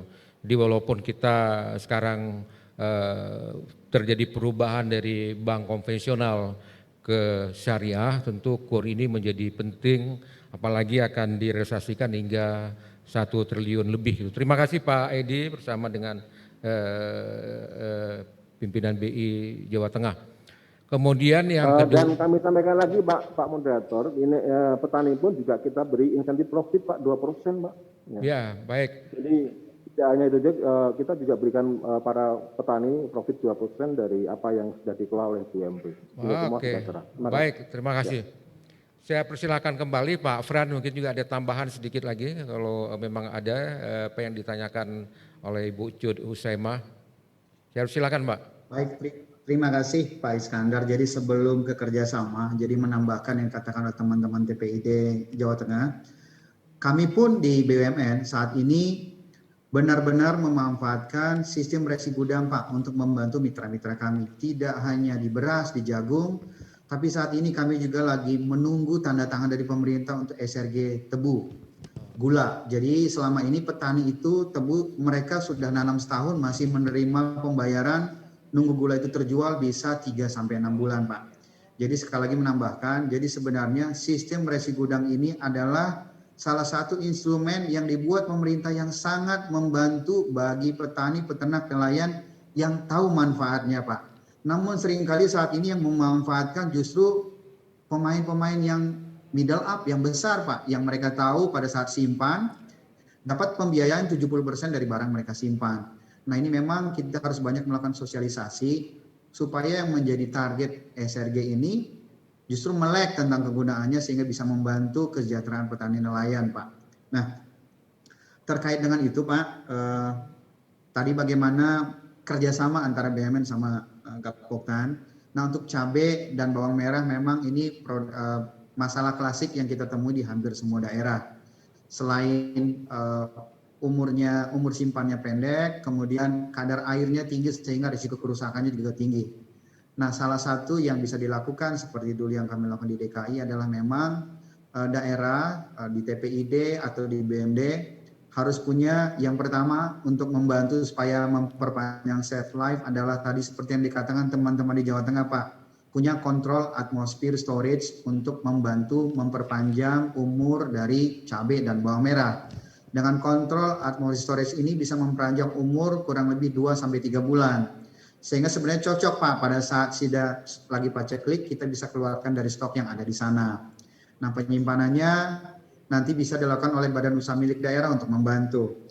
Nah terkait bagaimana kami bisa bantu, memang niatnya membantu, tapi memang kebetulan saat ini badan usaha milik negara yang bergerak di bidang cabai dan bawang yang di Aceh kami belum punya Bapak Ibu. Nanti ke depan kita bisa diskusi untuk bisa bantu, tapi saya pikir sharing-sharing dari teman-teman di Jawa Tengah tadi itu bisa dilakukan di Aceh Pak Bu. Jadi lewat SRG atau lewat tadi CAS untuk membantu memperpanjang masa simpan. Nah yang paling penting sebenarnya begini, kalau cabai bawang itu kan nggak panen tiba-tiba Pak.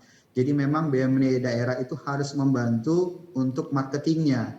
Sebelum panen teman-teman di Aceh harus punya planning untuk jual. Mungkin yang paling dekat daerah konsumen Aceh ya Medan gitu ya Pak, Medan sekitarnya.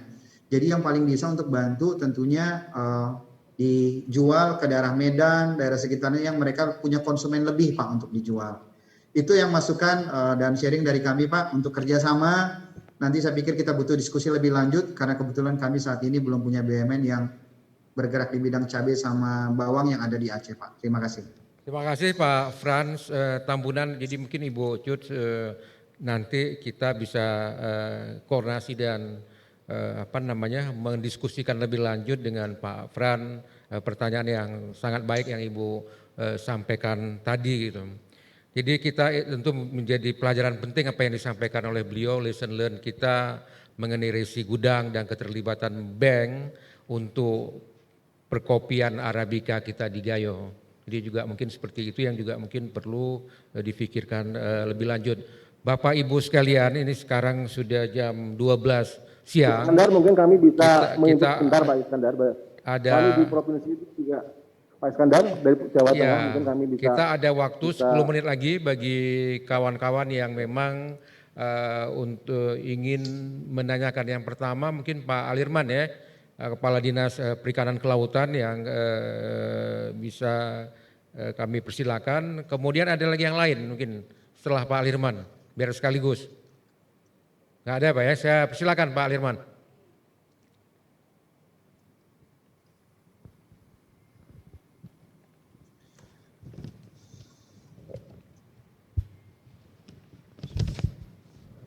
Assalamualaikum warahmatullahi wabarakatuh. Waalaikumsalam. Waalaikumsalam. Yang saya hormati Pak Moderator, Bapak Asisten 2, hadirin sekalian yang saya muliakan.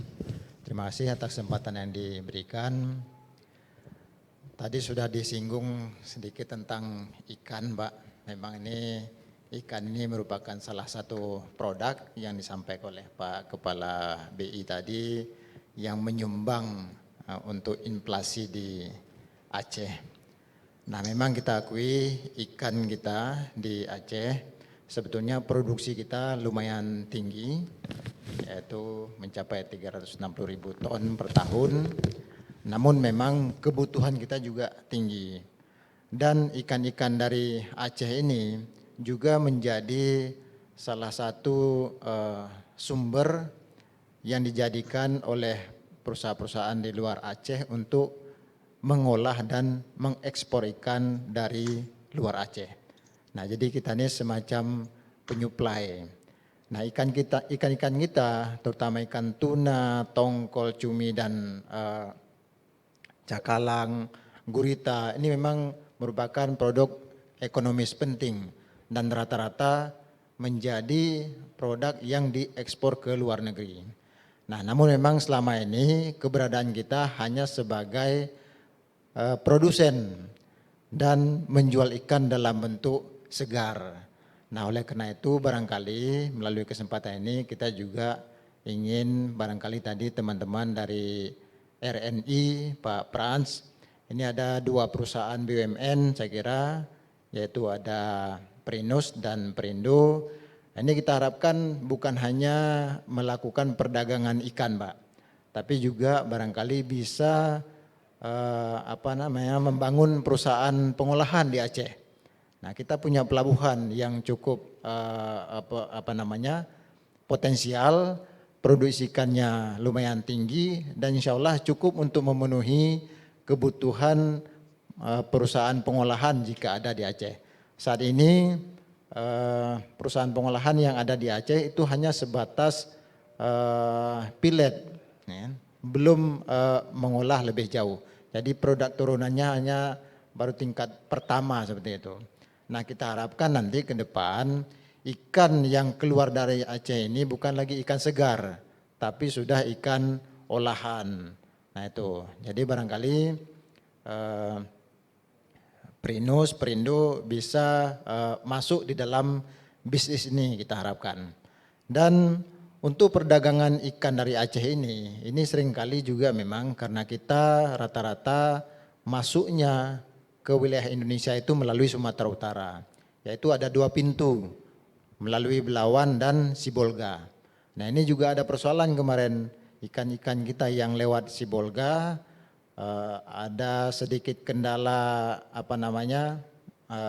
tersendat pemasarannya karena nelayan ataupun pedagang di Tapanuli Tengah ini ada semacam menahan lah gitu. Nah ini sempat terjadi. Nah ini saya kira perdagangan ikan ini juga menjadi sebuah perdagangan yang cukup penting. Saya kira perlu juga nanti dari Perindo ataupun Perinus ataupun RNI inilah melihat barangkali jalur wilayah barat ini Pak. Nah, karena ikan kita sering kalau untuk wilayah barat itu lewat Sibolga.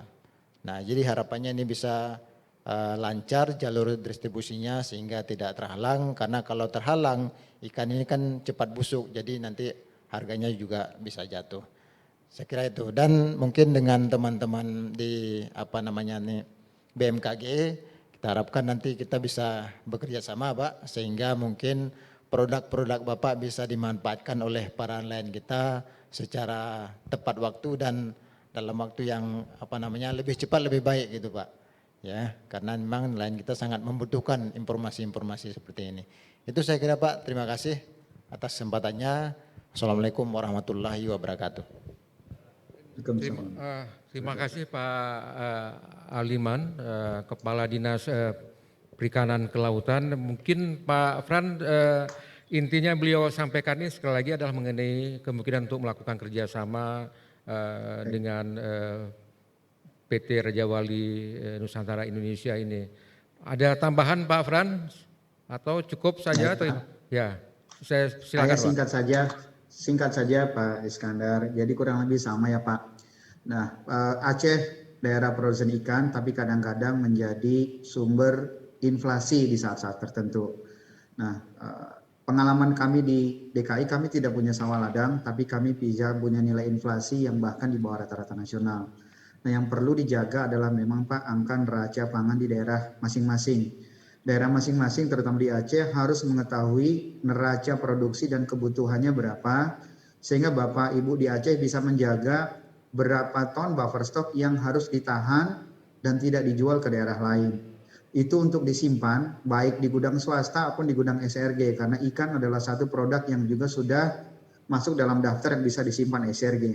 Jadi pelaku usaha di sana siapapun itu juga bisa dapat membantu pembiayaan 70% dari nilai barang yang disimpan di gudang tersebut. Nah, kami dari RNI juga punya unit bisnis nanti yang bisa bantu di sana lewat teman-teman kami di Perinus Perindo. Namun sekali lagi Pak, nanti memang biasanya masalah klasik yang harus kita sepakati bersama adalah masalah spesifikasi. Jadi memang masalah spesifikasi ini harus benar-benar clear kita bicarakan di awal, sehingga pada saat kami meng-offtake kemudian menjual, semua jenis dan spesifikasinya kita sudah sepakat sehingga tidak terjadi nanti ada dispute pada saat penerimaan. Saya pikir pola di ikan kurang lebih sama Pak dengan komoditi lain.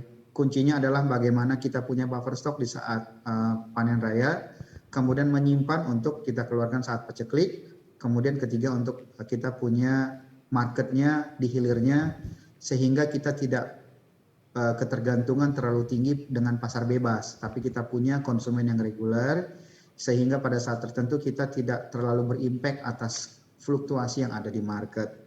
Kedepan sekali lagi kami dengan senang hati nanti berdiskusi dengan teman-teman di Aceh untuk mengeksplor segala potensi kerjasama tadi baik di cabai, bawang, maupun ikan, maupun produk-produk bumi lainnya ada di Aceh. Demikian Pak, tambahan singkat dari kami. Baik Pak Fran, saya pikir cukup mantap betul penjelasannya. Sebagai informasi Pak Frans, di Aceh ini pekerja kita itu ada 2,3 juta lebih. 37% itu adalah bekerja dalam bidang sektor pertanian dan perikanan. Jadi hidup di pedesaan dan pesisir. Menurut saya inilah harus menjadi memang fokus dan prioritas kita. Karena kita tadi juga bicara mengenai penciptaan lapangan kerja, bicara mengenai percepatan pengurangan angka kemiskinan. Jadi ini menjadi kunci menurut saya. Jadi pembahasan hari ini menjadi sangat penting. Kemudian melalui WhatsApp saya juga menerima satu lagi pertanyaan secara online dari TPID Benar Meriah. Benar Meriah ini menurut saya sangat fokus dengan sistem logistik daerah. Jadi beliau ini menanyakan bagaimana teknis penyusunan neraca pangan kabupaten kota di Jawa Tengah. Ini ditujukan kepada Pak Edi dari Jawa Tengah, mungkin bisa bisa memberikan informasi gitu. Jadi yang pertama program sistem logistik Jawa Tengah, kemudian juga menyusun mengenai neraca pangan kabupaten kota yang merupakan menjadi akumulasi dari provinsi.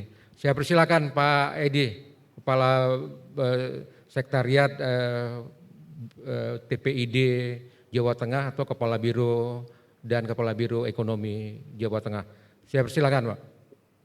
Terima kasih Pak Iskandar. Sebelum saya menjawab Sisloda, saya sampaikan dulu. Bapak Ibu, cabai sekarang lagi tinggi nih harganya. Tapi saat panen besar beberapa tahun yang lalu, kemudian harga cabai rendah, harga bawang putih juga nggak terserap pasar, bawang merah juga nggak terserap pasar. Maka Koropri Jawa Tengah dengan anggota hampir 20.000 orang, ini yang kami wajibkan untuk membeli produk-produk dari petani tersebut. Dan dari Temanggung, Kabupaten Temanggung, Kabupaten Magelang yang produk hortikulturnya luar biasa, kami berkontribusi. Intinya adalah supaya harga cabai, harga bawang merah, harga bawang putih tidak jatuh. Dan alhamdulillah kontribusi dari ASN di Provinsi Jawa Tengah bisa ikut serta dalam mengendalikan harga dan inflasi di Jawa Tengah. Ini adalah kontribusi kecil kami, dan BUMD kami minta mereka langsung turun ke pusat-pusat pertanian. Saya minta mereka langsung beli di petani. Harga berapapun yang petani tawarkan, jangan ditawar, langsung bayar. Kemarin kami instruksikan seperti itu. Kemudian Bapak Ibu, tentang Sislogda. Sislogda diinput oleh Dinas Ketahanan Pangan Provinsi Jawa Tengah. Bahwasanya IT yang kami bangun adalah kita berkontribusi dengan Dinas Pertanian dan Perkebunan Kabupaten terhadap produk-produk yang mereka hasilkan. Sehingga 35 daerah kabupaten kota ini bisa terinput data di Provinsi Jawa Tengah menjadi sebuah data prioritas kami untuk menjaga, untuk mengetahui logistik yang ada di masing-masing unggulan kabupaten. Seperti kami sampaikan tadi, misal di Grobogan, Kabupaten Grobogan, dia unggul di jagung, dia unggul di kedelai, ini kita input di situ, ya, kita input di situ. Dan stokisnya berapa, ini ada semua. Dan ini yang akhirnya bisa secara paralel bisa diketahui oleh para distributor. Ya, kami mempunyai fase. Di situ ada sistem melalui link-link yang kita bangun.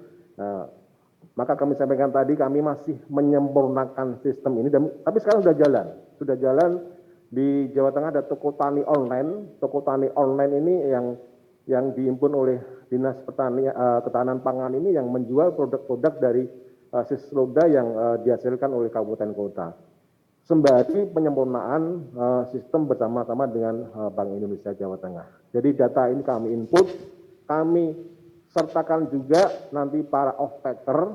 Off-takernya kami wajibkan BUMD kami, Pak. BUMD kami harus jadi off-taker, kemudian perbankan kami juga harus menjadi balance untuk pembayaran. Ini yang sedang kami bangun. Saya pikir Pak Frans di DKI sudah paham betul nih bagaimana food station, bagaimana Dharma Jaya dan sebagainya.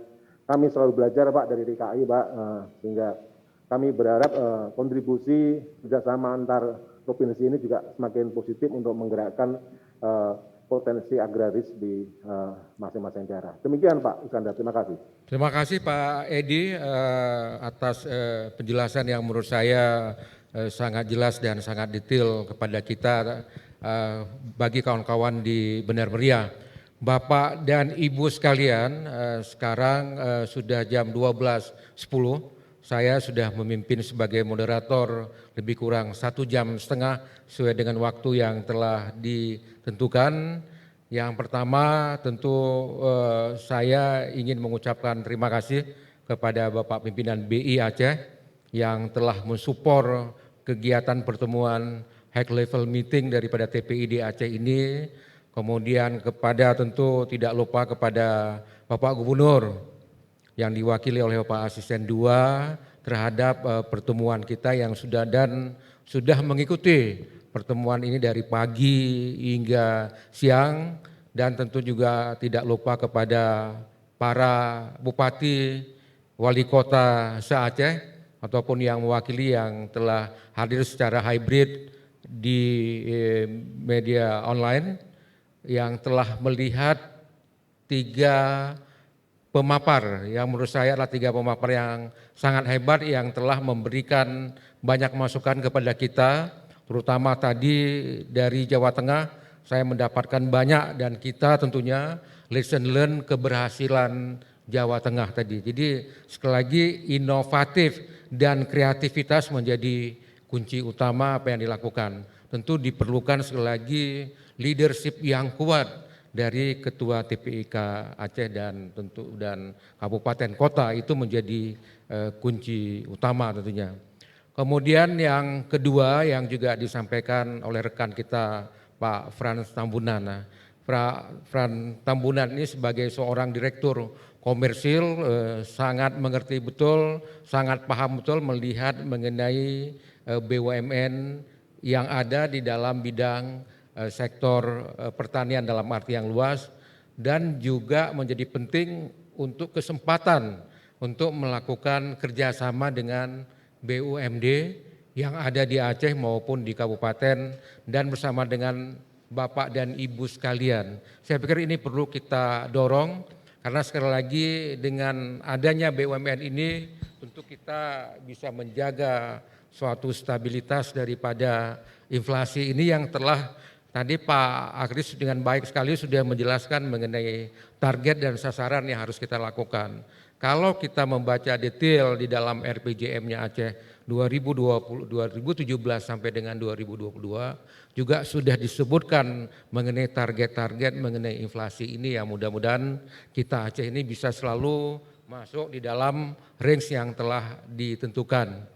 Karena sekali lagi bicara inflasi ini bicara masalah kemiskinan, bicara mengenai penciptaan lapangan kerja, dan bicara mengenai pertumbuhan ekonomi. Ini merupakan satu mata rantai penting. Nah, kemudian tentu kepada Pak Eko Cahyo, menurut saya ini menjadi sangat penting bahwa kita harus aware sekarang dengan data-data yang dipublikasikan melalui grupsnya internet, WhatsApp, website yang beliau sudah lakukan. Ini menurut saya menjadi perhatian penting bagi kita gitu.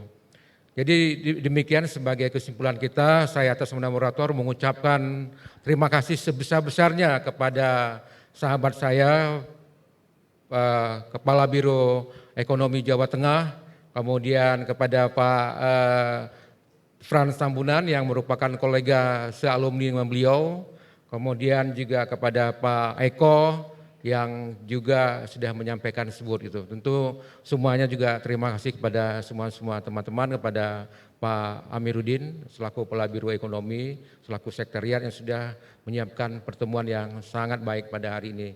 Demikian, terima kasih. Assalamualaikum warahmatullahi wabarakatuh. Aplaus kepada kita semuanya. Saya serahkan kepada moderator kembali.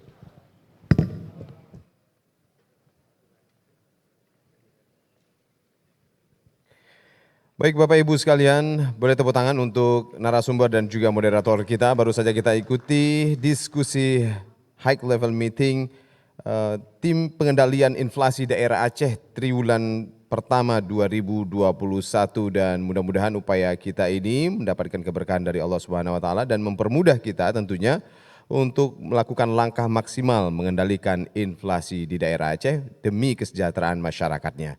Boleh tepuk tangan untuk kita semua sekali lagi yang berbahagia.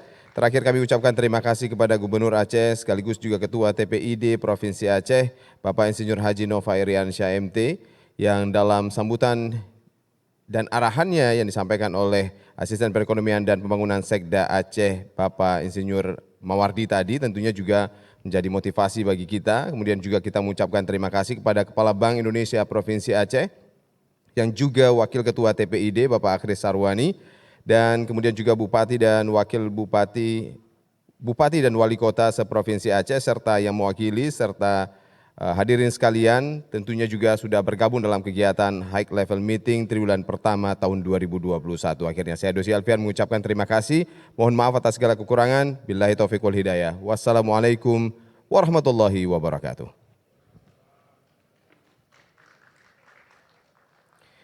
Selanjutnya Bapak Ibu sekalian, kami informasikan bahwa hidangan untuk para pimpinan dan juga para peserta undangan yang sudah bersama-sama kita dari pagi tadi, kita siapkan hidangan di ruang restoran. Kami persilakan untuk bisa menuju ke ruang restoran yang sudah kita siapkan dengan berbagai hidangan. Tentunya menghangatkan silaturahmi kita pada hari yang berbahagia ini. Kepada Bapak Ibu sekalian, kami persilakan untuk bisa menikmatinya di ruang restoran. Terima kasih.